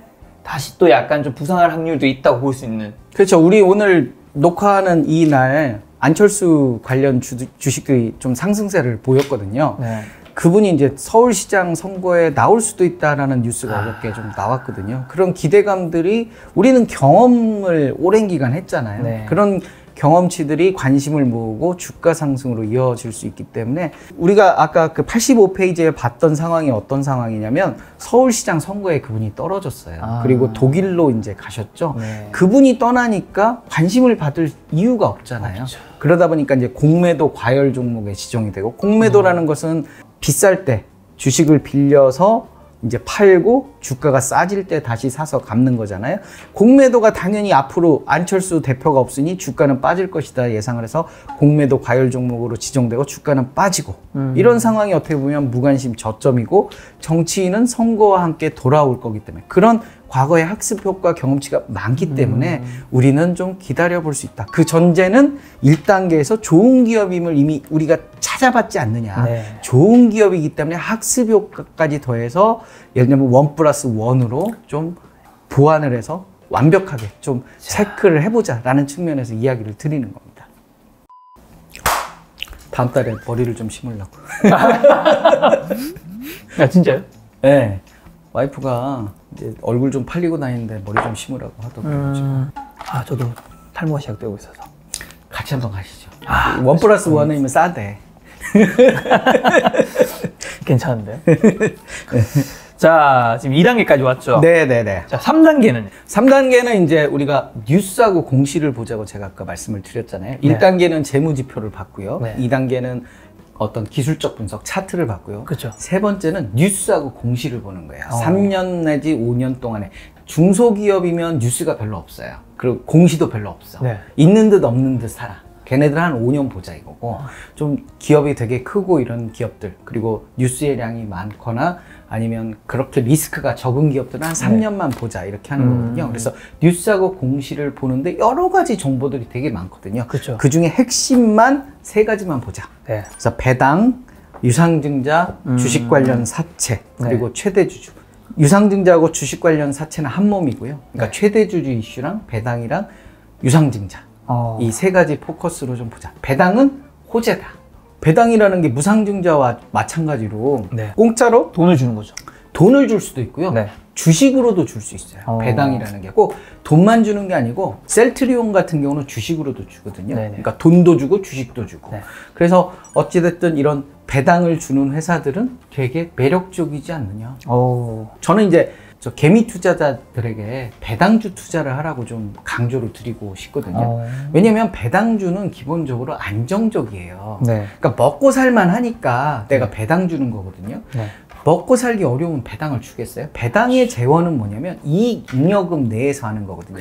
이익잉여금이라는 것은 나중에 이렇게 12월 말 결산하고 남는 돈 중에서 배당을 이렇게 주고 어떤 남는 돈에서 하기 때문에 우리가 좀 먹고 살만한 그런 기업들을 하면 머리 아플 일이 일단 적기 때문에 그러면 고배당주인지는 어떻게 할 거냐. 배당이라는 것은 시가 배당률 기준으로 고배당주를 판단을 해요. 시가 배당률은 뭔데요? 배당금을 현재 주가로 나눠요. 그럼 현재 주가는 매일매일 변하잖아요. 그쵸. 시가 배당률도 매일매일 변해요. 매력적인 시가 배당률은 몇 프로냐? 저는 한 5% 정도는 최소한 돼야 된다고 생각을 해요. 그래야 은행에 한 넣어놓은 거에 한 3배? 뭐 이 정도는 돼야 되는 거죠. 5% 이상이 고배당주. 그렇죠. 보통은 이제 5%인데 저는 한 8% 이상인 종목들을 사요. 야, 8% 이상인 종목은 그렇게 많지 않은데 대신증권 우선주가 한 9%나 10% 정도. 아, 근데 이제 약세장에는 네. 8% 이상이 넘쳐나요. 그러니까 강세장에서는 배당금을 현재 주가로 나누니까 네. 주가가 올라가니까 시가 배당률이 낮아지겠죠. 네. 근데 약세장에서는 주가가 폭락을 하잖아요. 불과 한 4, 5개월 전에 코로나19 사태에 네. 고배당 15% 이상짜리 널렸었어요. 그러면 약세장에 15% 이상짜리 고배당주만 샀으면 떼돈을 버는 거죠. 투자 전략은 간단해요. 시가 배당률 15%에 사서 시가 배당률 5%까지만 기다리면 돼요. 네. 그럼 주식은 3배 오르게 돼 있어요. 왜냐면 배당금을 현재 주가로 나누면 되니까. 네. 그래서 이런 고배당주는 전제가 계속 잘 벌어야 돼. 이게 배당금이라는 건 과거의 배당금이잖아. 네. 앞으로 배당금을 잘 벌지는 계속 실적 체크를 해가면서 고배당주 여부를 계속 체크를 해야 되는 거죠. 예를 들면 S-오일 같은 경우는 과거에 엄청난 고배당주였어요. 시가 배당률 8% 이상. 그 사우디의 아람코라고 석유 재벌 회사, 국영 기업이 60% 이상 지분을 갖고 있는 회사거든요. 옛날에 배당을 그렇게 많이 했는데 유가가 내리니까 실적이 악화되고 배당을 하기 어려워. 올해는 아마 이 코로나19 때문에 배당을 못하는 그런 상황이 올 수도 있는 거죠. 적자기 때문에. 그래서 고배당주들은 실적을 계속 체크해가면서 가야 좋다. 좋습니다. 그래서 어떤 고배당 여부를 좀 체크를 하고요. 네. 우리 그래서 고배당 여부 한번 네이버를 통해서 한번 체크를 해볼까요? 이게 배당주라고 쳐야 돼요. 아, 좋습니다. 네, 우리가 고배당주를 찾아야 되기 때문에 배당주를 배당주를 치면 쭉, 배당 수익률 상위 종목이 쭉 나오네요. 네, 그러면 배당 수익률이라는 게 결국 고배당주 그 시가 배당률을 얘기하는 거거든요. 여기 보시면 시가 배당률 10% 이상도 많이 있잖아요. 대신증권 우 아까 보시면 10.45%네. 네. 근데 이 10.45%는 작년의 배당금을 올해도 배당할 수 있다는 전제. 그러기 위해서는 작년의 실적이 올해도 이 정도 개선될 거다. 작년보다 실적이 더 좋다. 그러면 이제 배당을 더 줄 수도 있는 거죠. 네. 요새 동학개미 이슈로 증권사들이 좋잖아요. 그렇죠. 그러면 어찌됐든 실적 개선이 되면 이 배당보다 더 줄 수도 있다라고 예측을 할 수도 있는 거죠. 그래서 배당은 호재 측면에서 한번 체크를 해보자라는 이야기를 드리고 싶습니다. 자, 체크했습니다. 그 다음은요? 그 다음에 이제 악재를 체크하는 거죠. 유상증자, 주식 관련 사채 발행. 둘 다 주식수가 늘어나는 거예요. 무상증자는 호재라고 그랬는데 유상증자는 투자자한테 돈을 받고 주식을 팔 정도로 어렵다. 근데 유상증자보다 더 어려운 게 뭐냐면 주식 관련 사채예요. 주식 관련 사채는 뭐냐? 회사채예요, 회사. 회사가 발행한 채권을 회사채라고 하는데 국가가 발행하면 국채. 근데 이 회사채인데 주식 관련 사채래요. 그러니까 어느 정도 시간이 지나면 주식으로 바꿔줘요. 일단 회사채 주지만 네가 신청하면 주식으로 바꿔줄게. 이 주식으로 언제 바꿔주겠어요? 만약에 10,000원에 이렇게 바꿔주겠다라는 그런 주식 관련 사채가 있는데 주가가 13,000원, 15,000원 돼야 바꿔줄 거잖아요. 그러니까 주가가 이렇게 올라가서 정점에 이를 때 주식 관련 사채를 딱 바꿔달라고 해서 물량 폭탄이 되는 거죠. 주가 고점에 나올 수 있는 물량 폭탄이기 때문에 주식수가 늘어나면 주가가 내려간다고 했잖아요. 그래서 이 주식 관련 사채 발행하는 기업들은 하나의 좀 리스크 차원이 되는 거죠. 그리고 회사채잖아요. 회사채는 채권이잖아요. 채권이라는 것은 정기적으로 이자를 주고 만기에 원금을 갚아야 돼요. 그러니까 주식 관련 사채를 투자하는 투자자는 두 가지 옵션이 있는 거예요. 예를 들면 주가가 10,000원 이하로 내려가요. 8,000원, 7,000원. 그러면 이 사람은 8,000원에 주식으로 바꿔달라는 순간 2,000원 손해를 보잖아요. 그럼 주식으로 안 바꿔요. 그럼 만기까지 가요. 만기에 결국 주식으로 못 바꿨네? 그러면 이자 받고 그 다음에 원금 받고 이런 옵션이 하나 있고 주가가 13,000원, 15,000원이 되면 주식으로 바꿔주세요. 그래갖고 3,000원에서 5,000원만큼 차익을 보고 그 사이에 또 이자도 받고 그래서 이 주식 관련 사채를 발행하는 기업들은 기본적으로 유상증자가 안 되니까 하는 거예요. 왜냐면 주식으로 주는 건 똑같은데 여기에 이자까지 얹어서 주는 거예요. 유상증자보다 더 안 좋은 거군요. 더 안 좋은 거죠. 유상증자를 하다 안 되니 주식 관련 사채로 넘어가는 거죠. 좋아요. 자, 그럼 유상증자는 제가 알기로 뭐 공시 확인하면 되잖아요. 그렇죠. 공시에서 발표하는 거니까. 네.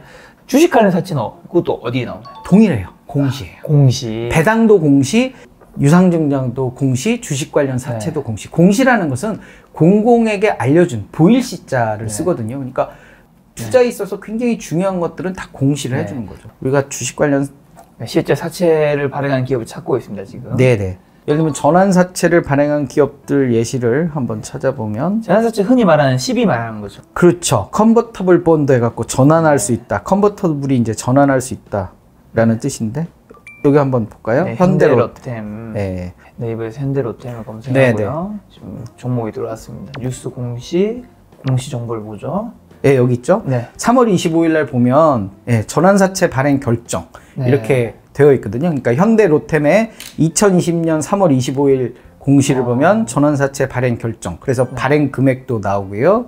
그 다음에 이자율. 여기 보면 뭐 표면 이자율 1% 주고 만기에 3.7%까지 주겠다. 이렇게 이제 이자율이 이 정도 이자율이면 상당히 그래도 우량한 기업이에요. 현대로템이라는 데가 방산 기업인데 상당히 우량하잖아요. 그래서 이런 기업들은 보통 이렇게 이자율이 이 정도고요. 심한 기업들은 막 8% 9% 막 이러거든요. 그러면 1년에 8% 9% 이자 주고 진짜 남는 게 악재네요. 없는 거죠. 전환가액도 이렇게 미리 알려주고 이렇게 되어 있기 때문에 어쨌든 이렇게 주식 관련 사채를 발행하는 기업들은 조금 조심하자라는 이야기를 드리고 싶습니다. 어떤 이런 악재 요소들을 공시나 뉴스를 통해서 체크를 조금 해보면 그래서 저 같은 경우는 최근 3년에서 5년 정도 유상증자나 주식 관련 사채를 발행했던 기업들은 탈락시킵니다. 아무리 그런 어떤 차트 측면에서 매력이 있더라도 이런 기업들은 유상증자나 주식 관련 사채를 한번 발행한 기업들은 또 할 수 있거든요. 한번 해본 놈이 또 하기 때문에 그렇죠. 그리고 어렵기 때문에 이렇게 했는데 그렇죠. 몇 년이 지나면 또 어려울 수 있거든요. 더 어려울 수도 있거든요. 그렇기 때문에 이런 어떤 어려운 기업들은 좀 피하는 게 어떻겠느냐. 그래서 어떤 악재 요소 체크를 위해서 유상증자하고 주식 관련 사채를 체크해서 그런 경험이 있는 3년이나 5년 내에 있는 기업들은 좀 보수적으로 바라보는 게 어떻겠느냐. 내가 어떤 기준을 내려버리면 사실 이렇게 권투에서 있으면 가드를 내리는 거거든요. 한 방 맞아서 KO 될 수 있거든요. 그 리스크를 내가 지고 갈 거냐 안 갈 거냐는 내가 판단하지만 웬만하면 좀 조심하는 게 어떻겠니? 라는 측면에서 이야기를 드리고 싶습니다. 자, 그 다음에 최대 주주는? 최대 주주는 이제 호재와 악재가 겹쳐 있는데요. 일단 최대 주주 지분이 많으면 좋아요. 최대 주주 지분이 많으면 품절주 이슈가 될 수 있어요. 뭐냐면 유통 주식 수가 양지사 같은 경우는 10% 조금 넘거든요. 그러면 이게 대부분은 주식이 없는 거예요. 발행 주식이 한 10%밖에 안 되다 보니까. 그러면 만약에 호재 이슈가 있으면 우리가 경제학에서 말하는 수요와 공급의 법칙 얘기를 하잖아요. 수요는 되게 많아요. 매수세는 되게 많은데 팔놈은 없어. 그러면 계속 이상급등을 하는 거죠. 우리가 올해 그 조선주, 삼성중공업 우선주 왜 급등을 했을까요? 조선 수주, 배 수주 이슈가 나오면서 이게 호재가 나왔는데 사람들이 사고 싶은데 아무도 안 팔아. 그러니까 막 주가가 쭉 올라가는 거죠. 그게 이제 품절주의 특징인데 저 최대 주주의 지분이 많으면 그런 이슈들이 발생될 수 있고요. 투자자 입장에서 좋죠. 주식수가 이렇게 적어지니까. 그러니까 경영권 분쟁도 비슷해요. 주식수가 적으면 한진칼 이슈가 왜 한진칼이 왜 주가가 급등을 했냐면 결국 그 동생과 누나가 서로 싸우다 보니까 이렇게 살 수 있는 주식이 없는 거예요. 경영권 분쟁이. 서로가 지금 경영권을 가지고 있어서 주식을 사야 되니까. 서로 사야 되니까. 그러니까 주식수가 적으니까 품절주 이슈가 발생이 되는 거죠. 그래서 기업 가치보다 과한 급등이 오는 거기 때문에 이 최대 주주의 지분이 많으면 많을수록 그런 품절주 이슈가 있고요. 두 번째는 고배당합니다. 고배당. 예를 들면 90%가 내 거 주식 지분이면 자기가 가져가는 거니까. 셀프 고배당. 근데 이제 표면적으로는 주주가치 제고를 위해서 나는 고배당한다고 하지만 법인세 낼 바에는 내가 배당받는 게 더 낫잖아요. 그래서 최대 주주 지분율이 높으면 고배당으로. 제일 첫 번째 수혜자가 최대 주주잖아요. 그렇죠. 나한테 그냥 주는 그냥 선물이에요. 그래서 최대 주주 지분율이 굉장히 높은. 사실 우리나라가 뭐 주주 환호를 그렇게 잘하는 기업 문화는 아니잖아요. 근데 요즘 스튜어드십 코드라고요. 새로운 용어가 들어왔는데요. 우리가 남자는 스튜어드, 여자는 스튜어디스라고 하잖아요. 그러니까 집사라는 뜻인데요. 국민연금, 그 다음에 어떤 펀드를 운영하는 자산운용사가 집사처럼 최선을 다해서 수익률을 올려주는 거죠. 그러면 투자자의 수익률을 올려주는 건 고배당을 받거나 너 자사주 매입해. 자기 회사 주식을 매입해서 소각해버려. 소각이라는 건 주식을 없애버리는 거거든요. 그러면 시가총액이 작아져요. 기업 가치가 예를 들면 1000억짜리였는데 한 300억어치 자사주 매입해갖고 700억짜리 만들어. 그러면 다시 이제 주가가 오를 개연성이 높거든요. 그래서 이런 어떤 스튜어드십 코드가 도입이 되면서 국민연금이 보유한 그런 기업들의 주가가 강한 상승세를 보여주고 있고 배당도 많이 하는 그런 특징들을 보여주고 있거든요. 그래서 어찌됐든 이런 최대주주의 지분율이 굉장히 높은 회사는 매력적이다. 그럼 반대로 최대주주 지분율이 낮으면 어떡할 거예요? 팔면 위험한 거죠.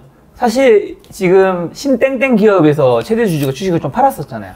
그 얘기도 이제 드리려고 했는데요. 최대주주가 왜 팔겠어요? 주가가 내가 생각한 거 이상으로 갔기 때문에 그렇죠. 주식을 파는 거거든요. 그래서 주가 고점에서 최대주주와 자사주가 매도하는 건 악재예요. 그렇죠. 그래서 주가가 흘러내리게 돼 있고, 반대로 주가 저점에서 최대주주하고 자사주, 자기 회사 주식을 사는 건 호재예요. 왜 사겠어요? 싸니까 사거든요. 이런 어떤 이슈도 있고, 최대주주 지분율이 낮으면 만약에 기업이 되게 좋으면 경영권 분쟁이 일어나요. 왜냐면 최대주주 지분율이 낮으니까 한번 저 기업 한번 먹어볼까? 이러면서 이제 우리가 5% 지분 공시라는 게 있어요. 맞아요. 뭐냐면 5% 이상 지분을 가지게 되면 1% 변동시마다 공시라도 돼 있고, 그러니까 5% 지분 공시를 하는데 경영권 분쟁을 일으킬, 나 경영권 참여할게 라고 그 투자 목적을 밝히면 갑자기 이제 이게 경영권 분쟁 이슈가 되면서 주가가 급등을 하게 되고, 서로 이제 주식을 사면서 뭐 주가가 막 올라가는 그런 매력적인 상황이 발생될 수 있는 거죠. 그래서 최대주주 지분율이 너무 많으면 고배당과 그 품절주 이슈, 너무 적으면 경영권 문제. 그럼 최대주주는 어찌됐든 지분이 많거나 적거나 다 좋네? 그게 아니죠. 이제 부실기업인데 최대주주 지분율이 낮으면 이제 이상한 거죠. 그러면 부실기업인데 내가 최대주주 지분율도 낮으면 책임 경영이 어려운 거죠. 어차피 이 회사는 넘어갈 거예요. 왜냐면 주식 관련 사채를 계속 발행할 수밖에 없어요. 부실기업이기 때문에. 그럼 내가 지분율이 현재는 30%지만 이 주식 관련 사채가 바뀌면 나의 지분은 15%야. 그러면 결국 회사를 뺏길 가능성이 있어. 그러면 어떻게 하겠어요? 회사에 있는 재산들을 다 팔아서 이제 어디에 빼돌리기도 하고, 부실기업이 더 부실해질 수 있는 리스크가 있기 때문에 부실기업은 최대주주 지분율이 낮으면 탈락, 이렇게 바라볼 수 있겠다. 방금 든 생각이, 네네. 최대주주가 자기 주식을 이제 매도할 경우에 특히 바이오 업종의 경우에 되게 무서울 수 있겠네요. 왜냐하면 그렇죠. 이게 임상이 잘 됐는지 안 됐는지, 그 실제 그 결과가 진짜인지 아닌지 모를 때가 많잖아요. 그렇죠. 근데 자기가 임상에 성공했어. 그럼 자기가 주식을 팔 리가 없잖아요. 그렇죠. 저기 신라젠 같은 경우도 과거에 그런 히스토리가 있잖아요. 그래서 어떤 임상실험 결과를 앞두고 뭐 회사의 임원이라든지 아니면 최대주주가 그 지분을 파는 거는 임상 실패 개연성이 굉장히 높을 수 있는 거죠. 그런 상식적으로 생각하면 되겠네요. 네네. 그런 측면에서 좀 리스크가 있을 수 있다. 그래서 최대주주를 좀 잘 봐야 된다. 그래서 과거에 제가 코스닥 심사할 때 안철수 대표, 그다음에 이순환 대표가 저희한테 와서 인터뷰를 했던 이유가 최대주주의 어떤 그런 도덕적인 이슈, 그다음에 실제 어떤 경영관 이런 것들을 한 번씩 체크해 본 거죠. 자, 그 다음 단계. 그 다음 단계는 이제 거의 다 왔습니다. 이제. 그래서 이제 4단계 종합 의견을 좀 이야기를 해보겠습니다. 내 생각을 하는 단계인데요. 첫 번째로는 합리적인 이유. 그러니까 투자를 해야 되는 어떤 합리적인 이유로 한 3가지 정도는 저는 꼽아 보라고 얘기를 합니다. 그래서 1단계, 2단계, 3단계를 거치면서 우리가 어떤 재무지표, 그 다음에 차트, 그 다음에 호재악재 뉴스를 보면서 나를 설득하고 또 남을 설득할 수 있는 이유 3가지가 나오면 일단 성공을 한다. 그리고 기존의 어떤 이슈들보다 더 매력적인지 여부를 좀 체크를 하는 거죠. 그래서 복면가왕 시스템이라고 하는데요. 기존보다 좀 더 매력적이면 투자 가치가 있다. 그래서 제가 1년에 10번 정도밖에 거래를 안 하는 이유가 기존보다 좀 더 매력적이다라고 판단을 했을 때 하는 거고요. 그 다음에 그런 매매 이유가 생기면 이제 언제 매매를 할 것인가. 그래서 저는 이제 매도 디데이를 알면 너무 좋다. 그러니까 우리가 매수를 이렇게 되게 어렵게 했는데 파는 시점을 딱 쉽게 알아. 근데 파는 시점을 아는 방법은 우리가 어떻게 하느냐? 학습 효과. 과거의 학습 효과, 뜨거운 관심 구간을 학습 효과를 통해서 받았잖아요. 배웠잖아요. 우리가 아까 안내 이슈를 보면 떠나간 정치인은 선거와 함께 돌아오니까 선거 즈음이 디데이다라고 하나의 예측을 기업 가치가 좋으니 믿고 기다릴 수 있으니 그 시점을 매도 디데이로 잡을 수 있다. 그러면 상당히 투자에 안심이 되는 거죠. 네. 내가 계속 이 주가 차트를 안 봐도 되는 네. 그런 거잖아요. 그러니까 매매 이유와 매매 시점을 찾았으면 매력적이다 하면 이제 언제 살 거냐. 네. 이런 부분들을 다 가격과 이런 특징들을 보는 거고요. 그다음에 이제 저는 이제 분할 매수와 분할 매도 전략을 추구를 하라고 그래요. 그러니까 한꺼번에 다 사면 손해 볼 수 있으니 좀 나눠서 사자. 근데 나눠서 어떻게 살 거냐? 내가 1,000원에 샀는데 네. 1,200원이 됐다. 그럼 20% 올랐어. 그럼 네. 그때 사는 거냐? 아니다. 손해 볼 때만 사자. 그러니까 1,000원에 샀는데 예를 들면 800원, 600원 네. 이렇게 떨어질 때마다 사는 게 어떻겠느냐. 그래서 물타기요? 물타기죠. 소위 물타기. 네.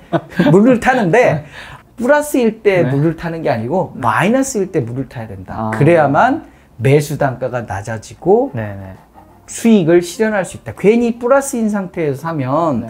매수 단가만 높인다. 그래서 저는 처음에 매수를 한 30%에서 한 50% 정도만 하고 나머지는 예를 들면 10% 또는 20% 손실 시마다 두세 번 정도 추가 매수를 하자 이렇게 이야기를 하고요. 매도도 한 두세 번 나눠서 매도를 하자. 왜냐? 우리는 신이 아니잖아요.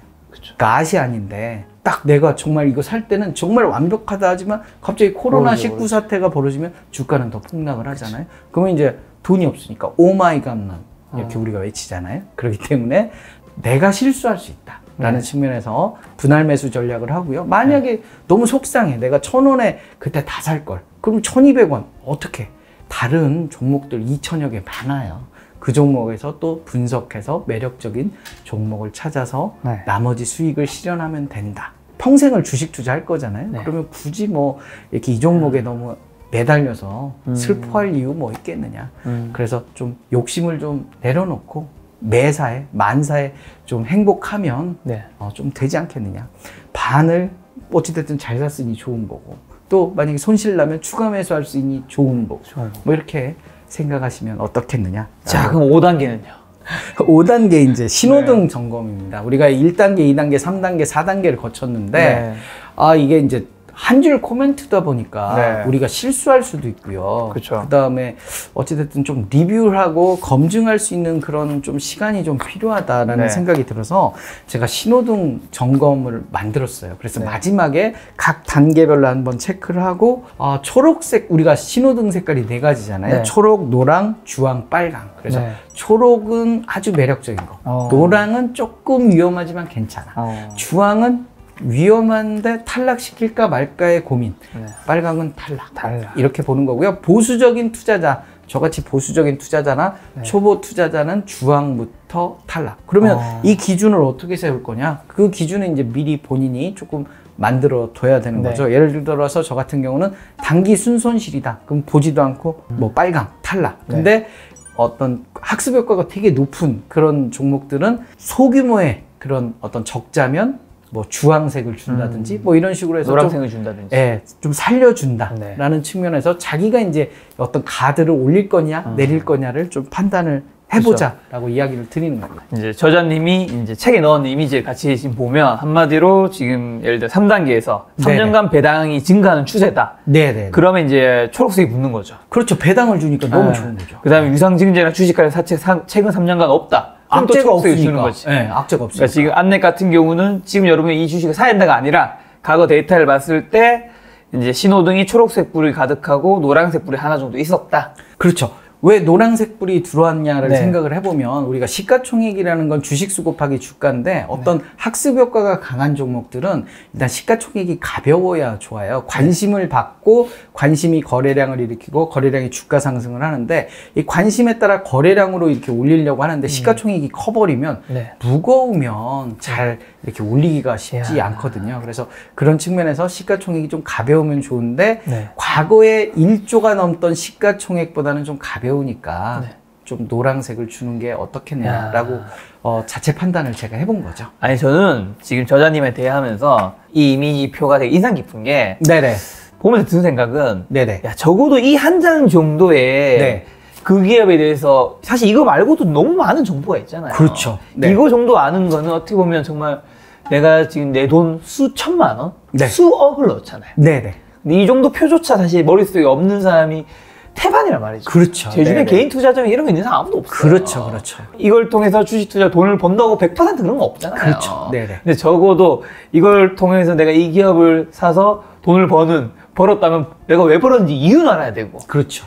돈 잃었다면 왜 잃었는지 이유를 그렇죠, 알아야 되는데 그렇죠. 그걸 알려면 적어도 이 정도 데이터는 네. 내가 정리가 돼야지 알 수 있는 것 같다. 굳이 얘기를 하자면 네. 그 한약을 우리가 다려가지고 쭉 짜가지고 네. 마지막 남은 짠 액만 먹잖아요. 네. 그런 개념이라고 보시면 될 것 같아요. 한 아주 줄 좋습니다. 코멘트로 어떤 배당이라든지 네. 어떤 기업의 재무가치라든지 이걸 요약해서 놓고 네. 신호등으로 한번 리뷰를 통해서 2번 통해서 우리가 색깔을 주면서 빨간색 나오면 탈락 네. 이렇게 하면서 좀 안전한 그러면서 과거의 학습효과 경험치들을 네. 대입해서 매력적인 고점 매도 구간을 찾는 그런 투자 네. 전략이 가능하지 않겠느냐. 그래서 기술적 분석과 기본적 분석을 결합해서 최적의 어떤 가치 투자와 어떤 학습 효과를 병행해 보자. 그런 측면에서 이야기를 드리는 겁니다. 아주 좋네요. 이거 빈 양식도 있죠?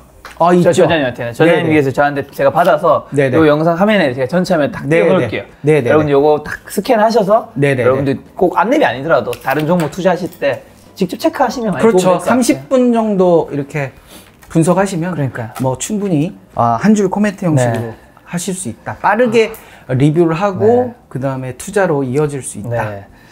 근데 아까 전에 이게 30분의 짧은 시간에 종목 분석한다고 하셨는데 네네네. 영상 시간이 1시간 넘은 것 같은데. 재워주세요. 자, 그 다음 이야기로 좀 가봅시다. 네네네. 현실적인 목표 수익, 주식 목표가 기준을 좀 정하는 방법이 있다면서요? 투자를 하는 데 있어서 네. 제일 어려운 게 언제 팔지가 제일 어려운 거예요. 너무 어렵죠. 너무 너무 어렵죠. 어려워요.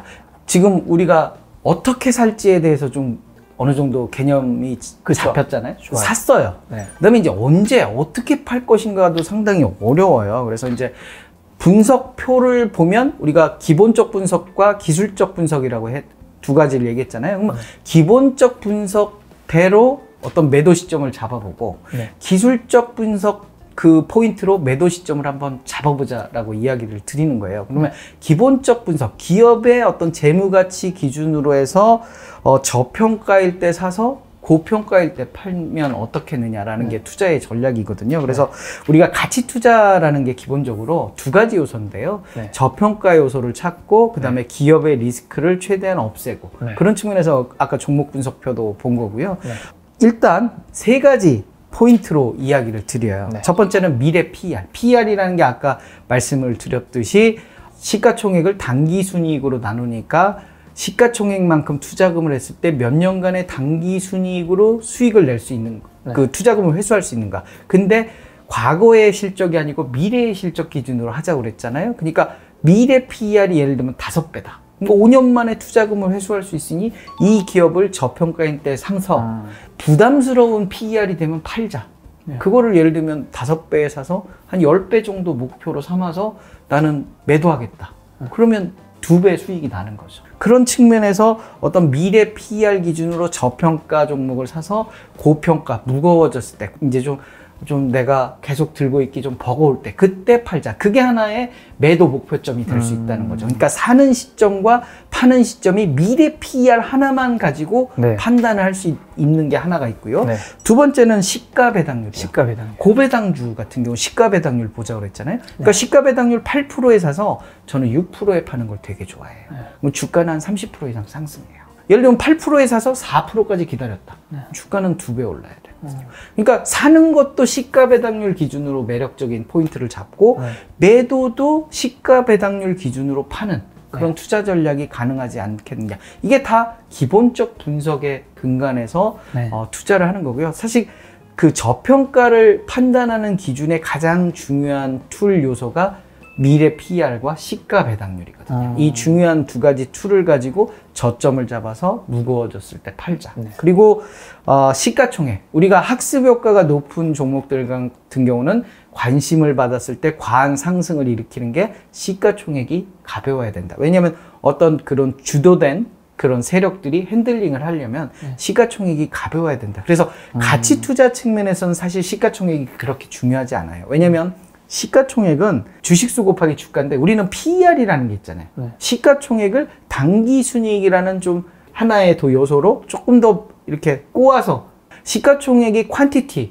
정량적인 표현이라면 네. PER은 퀄리티, 약간 네. 정성적인 표현이거든요. 그래서 PER로 이미 걸러졌는데 굳이 왜 시가총액을 한 번 더 보느냐.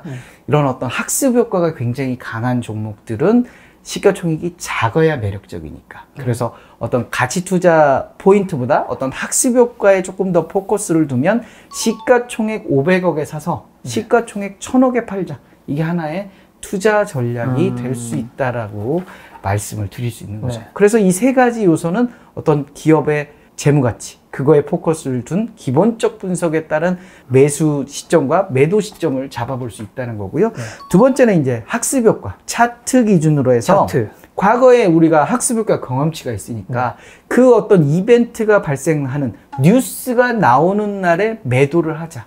그 매도 시점까지 기다려보는 거죠. 네. 그래서 그 매도 시점이 나왔을 때 어떤 매도 디데이를 잡을 수 있다. 예를 들면 그린 뉴딜 최근에 굉장히 각광을 받고 있잖아요. 핫했죠. 그러면 그린 뉴딜 같은 경우는 정부가 정책을 발표하는데 그 그린 뉴딜의 단기적인 어떤 고점은 언제냐면 대통령이 발표할 때. 대통령이 그 그린 네. 뉴딜을 나서서 이렇게 발표하셨잖아요. 네. 그 발표 시점이 기다리던 뉴스 디데이가 되는 거죠. 물론 그 뉴스 이후 예산이 책정되고 정부가 강한 하드한 어떤 드라이브를 걸면 더 오를 수도, 실적 개선에 따라 오를 수도 있지만 일단 우리는 그 대통령이 발표하는 그 시점을 하나의 뜨거운 관심을 받는 구간으로 생각해서 단기 매도 시점으로도 잡을 수도 있는 거잖아요. 그런 어떤 학습 효과가 굉장히 검증된 정책주 같은 경우는 정부의 어떤 정책 발표가 그러니까 뉴스 일면이 되고 관심을 모으고 거래량이 증가하고 주가 상승으로 이어지기 때문에 그런 어떤 이벤트 디데이가 하나의 매도 관점. 근데 정부는 미리 홍보를 해주거든요. 네. 이런 어떤 빅 이슈, 대통령이 참여하는 빅 이슈들은 언제 발표할 거다라는 걸 알려주기 때문에 미리 그 뉴스를 선점하고 기다리면 그 매도 디데이를 쉽게 잡을 수 있는 거 아니냐라고 이야기를 드리는 거고요. 예를 들면 아까 계절 이슈를 얘기했는데 미세먼지 3월에 많이 관심을 받잖아요. 숨쉬기 어려워. 그러면 그때가 기대감, 과거의 학습효과 경험치가 있기 때문에 그때가 주가가 상승을 하고 그 시점을 맞춰서 좀 매도 관점으로 접근할 수 있는 그런 어떤 시점 기준의 어떤 주가 고점, 학습효과 기준으로 매도 타이밍을 잡을 수 있고요. 우리가 이제 저항선이라는 개념이 있어요. 저항선은 뭐냐면 이제 주가가 더 이상 못 오르게 막는 그런 어떤 선을 저항선이라고 하는데요. 보통 3번의 저항선 시그널은 되게 의미 있다고 봐요. 뭐냐면 오르려고 했는데 못 오르게 하고 오르려고 했는데 못 오르게 하고 그런 어떤 저항선 부분을 고점 매도 포인트로 잡을 수도 있다. 그래서 이런 부분들도 과거의 어떤 기업 가치와 현재의 기업 가치. 그럼 기업 가치는 뭐냐? 주식수가 크게 변동되지 않고 실적이 크게 달라지지 않았다면 그런 저항선을 하나의 매도 타이밍으로 잡아볼 수도 있겠다. 왜냐면 3번 그동안 우리가 보여줬잖아요. 오르려면 더 올랐어야 되는데 안 오르니까 그러면 그 점을 매도 타이밍으로도 좀 잡아볼 수 있지 않겠느냐. 이 두 가지는 다 차트 얘기거든요. 차트의 경험치, 과거의 학습 효과와 차트의 어떤 그런 저항선 그리고 기다렸던 매도 디데이 그런 점들을 하나의 매도 타이밍으로 잡을 수도 있겠다라고 이야기를 드리는 거고요. 세 번째로는 이제 평균 15%예요. 쉬운 얘기로 한 15% 정도는 수익 날 수 있는 거 아니야? 라고 예측을 하는 거고 그 정도 나오면 좀 욕심을 버리고 매도하는. 그러니까 15% 수익이 나면 매도를 생각해 본다고요? 그렇죠.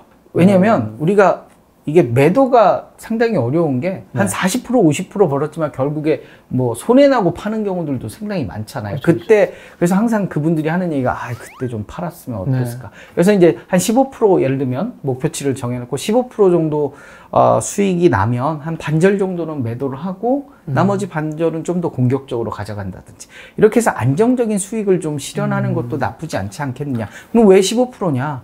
좀 20% 잡을 수 본인이 이제 예상을 하는 거죠. 한 20%. 나는 20% 잡겠다 그러면 20%를 잡는 거고요. 뭐 30%. 근데 목표치가 계속 올라가면 올라갈수록 이성보다는 감성이 올라가거든요. 주식 투자는 감성적으로 투자하면 실패할 확률이 높아요. 가슴이 막 콩닥콩닥 뛰면 안 되거든요.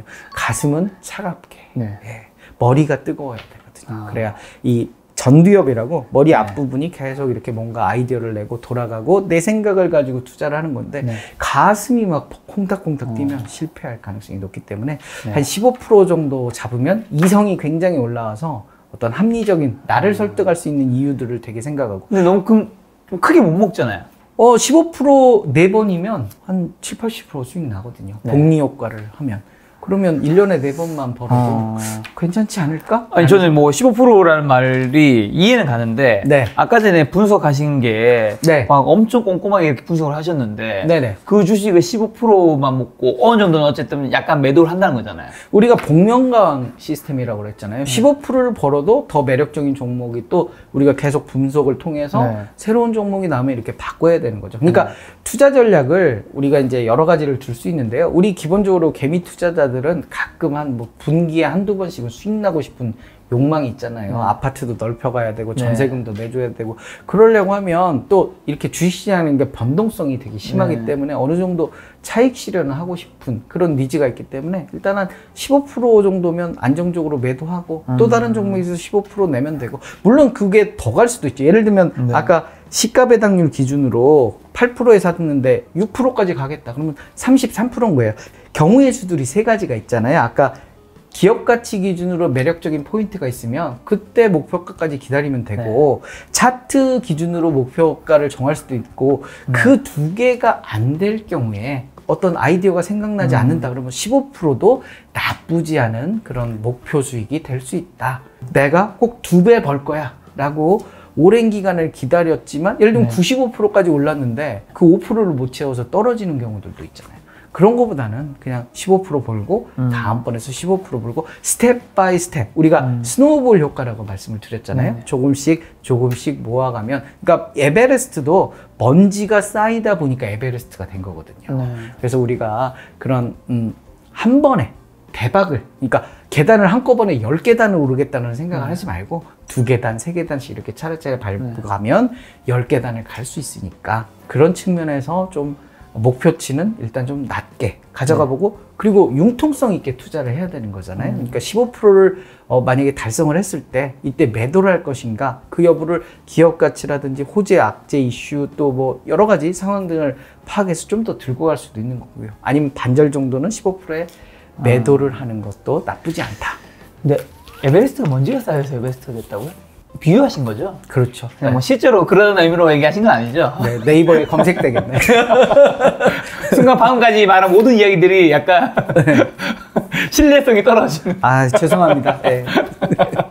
1년에 4번 보너스를 약속하는 뭐 계절주 투자가 있다면서요? 상당히 이제 좀 우리가 이제 학습 효과를 좀 깊이 들어가는 건데요. 이 계절이라는 게 1년마다 우리가 돌아오잖아요. 매년 계절은 돌아오고 있고 이 계절을 어떻게 우리가 투자를 할 것인가라는 것을 좀 포커스를 맞추자. 그래서 과거의 전통적인 계절주들은 더위와 그다음에 추위에 좀 포커스를 많이 맞췄거든요. 그러니까 더울 때 맥주 마시고 겨울 때 아버님 댁에 보일러 틀어드리고 호빵을 먹어야 되고. 근데 이게 우리가 산업이 발달하면서 이런 어떤 수요들이 많이 좀 낮아졌어요. 1년 내내 뭐 빵도 먹을 수 있고 호빵도 먹을 수도 있고 그다음에 보일러도 여름에 고칠 수도 있고 그리고 1년 내내 우리가 온수를 틀 수 있는 그런 상황이 됐잖아요. 그러면서 전통적인 계절주들은 많이 약해졌고 산업이 발달하면서 자연재해 어떤 전염병 이슈가 세상을 지배하고 있어요. 코로나19 지금 사태처럼.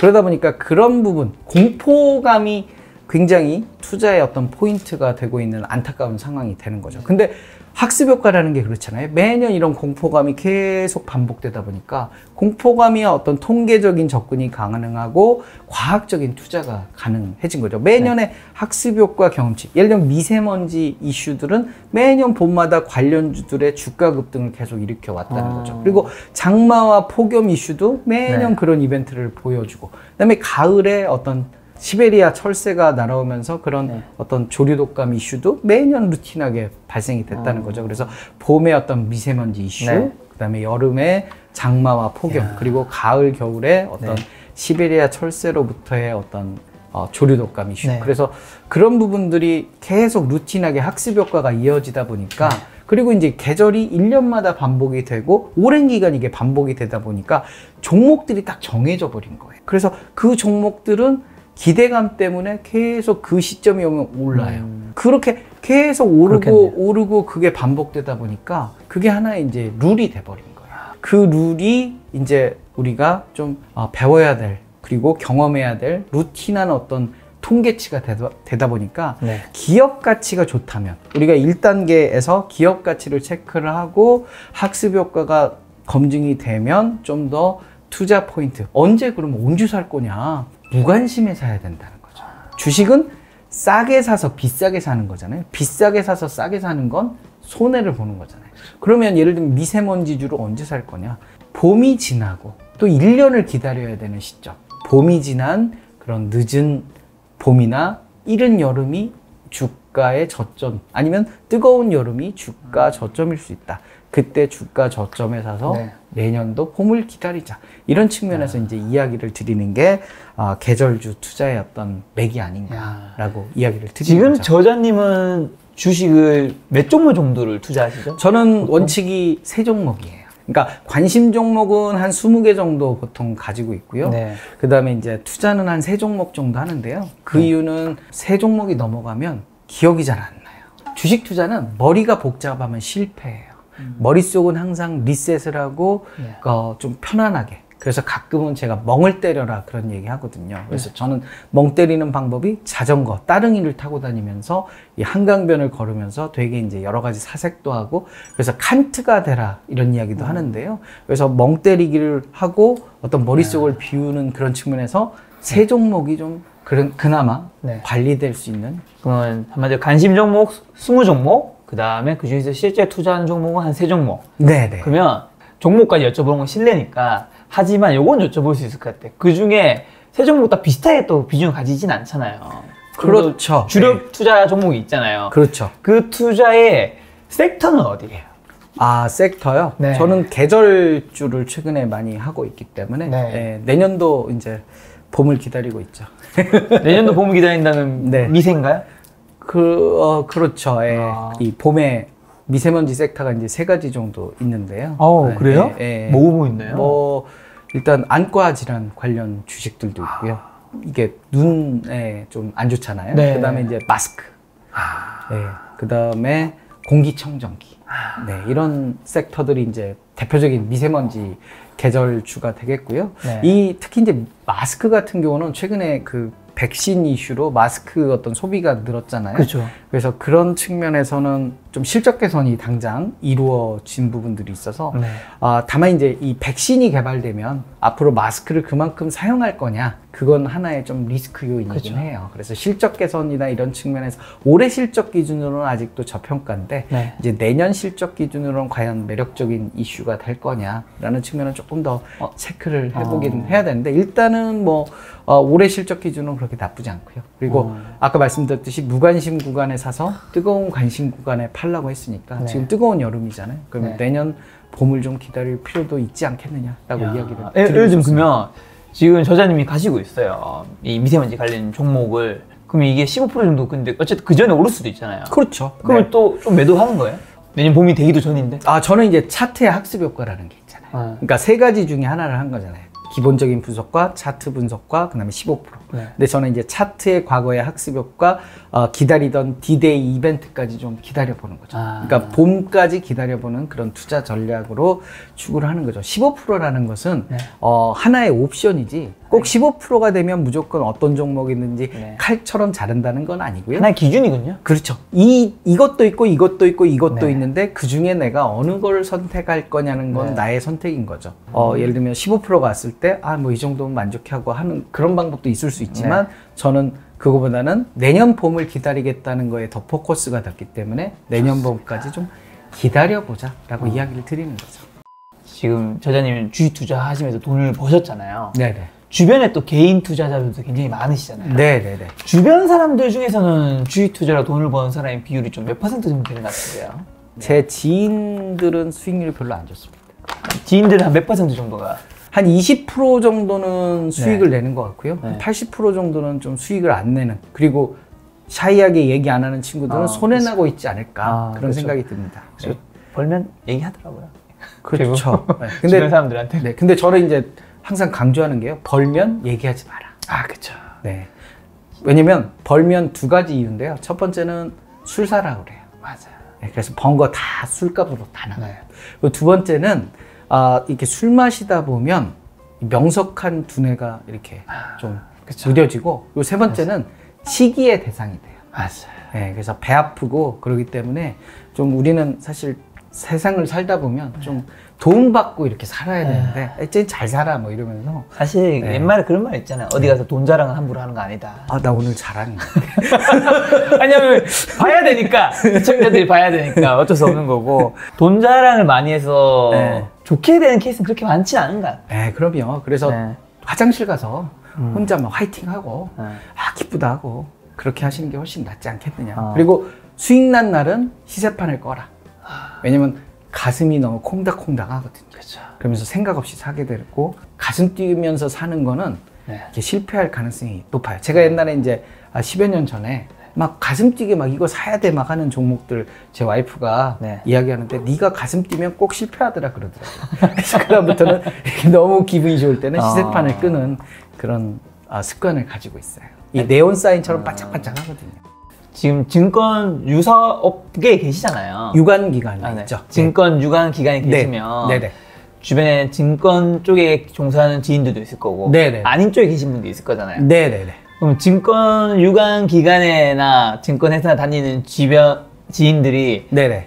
그 외의 업종에 다니신 분보다 실제로 돈을 더 버나요? 주식 투자로? 어때요? 좀 다른가요? 제 지인들은 그렇게 많이 벌고 그러지는 않은 것 같아요. 왜냐면 이제 결국은 요즘 스마트한 투자자라고 그러잖아요. 그래서 어떤 업종에 일하고 이런 부분들이 중요한 게 아니라 네. 얼마나 자기가 절박하냐. 그게 결국 수익률의 차이가 나는 것 같아요. 그래서 꼭 증권업종에 일한다고 해서 투자 수익이 높고 뭐 유관기관에 있다고 해서 투자 수익이 높은 게 아니라 내가 정말 절박한가. 투자를 하면서 한번 생각을 해보세요. 내가 정말 절박하게 투자를 해봤는가. 그래서 이런 질문을 드리고 싶은데요. 저기 배고픈 사자와 배고픈 호랑이가 싸웠어요. 누가 이길까요? 둘이 붙었어요. 누가 이길까요? 잡아먹어야 돼. 결론은 절박한 애가 이겨요. 더 배고픈 애가. 정말 먹고 싶어. 이지선장이 아니었군요. 네. 아니 마치 사자 아니면 호랑이 지금 몰아가놓고 있어. 네. 이런 어떤 그 절박함. 절박함이 결국 수익을 얻는 거고요. 절박함은 어떻게 만드냐면 내가 절박함이 어떤 구체적인 목표를 만들어요. 그래서 내가 목표를 만들고 거기까지 달려가는 노력을 하면서 결국 성공을 하는 거거든요. 그래서 제가 이제 여러분들께 말씀을 드리는 건 주식 투자를 하면서 그냥 어떻게든 되겠지 이렇게 생각하지 마시고 목표를 꼭 세우셨으면 좋겠어요. 목표를 세우고 그 목표를 향해서 절박하게 내가 500만 원 투자하니까 빨리 5천만 원 만들어야지 이런 생각보다는 500만 원을 예를 들면 올해는 1000만 원을 만들어야 되겠다. 그러기 위해서는 나는 어떤 스텝을 밟아가고 어떻게 가치 투자를 하고 어떻게 잃지 않는 투자를 할 것인가.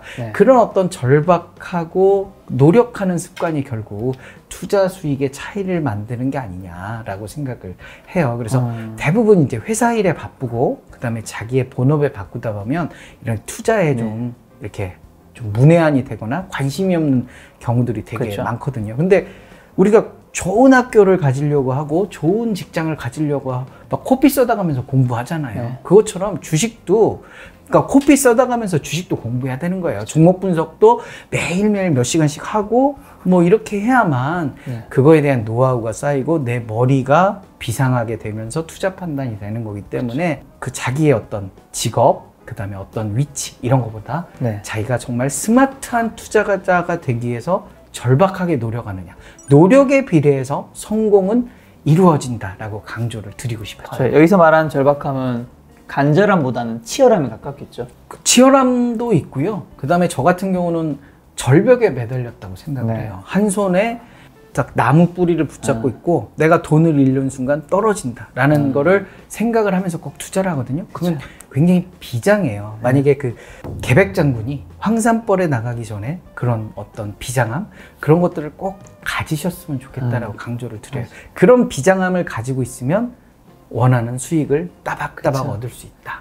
진짜 간절함이라고 말하는 이유가 네네네. 사실 주식 투자를 하면서 부동산 투자를 하면서 다 돈을 벌고 싶다는 간절함이 있겠죠. 그렇죠. 근데 그 간절함이 예를 들면 이런 아까 표를 만든다든가 이런 식의 뭔가 치열함의 행동이 따라야 되는데 마음만 간절한 경우가 그렇죠. 좀 많더라고요. 네네네. 그래서 제가 과거에 어떤 주식 투자나 이런 재테크 투자 실패를 했던 원인들을 찾아보면 제가 바쁘다는 이유로 대충 봤어.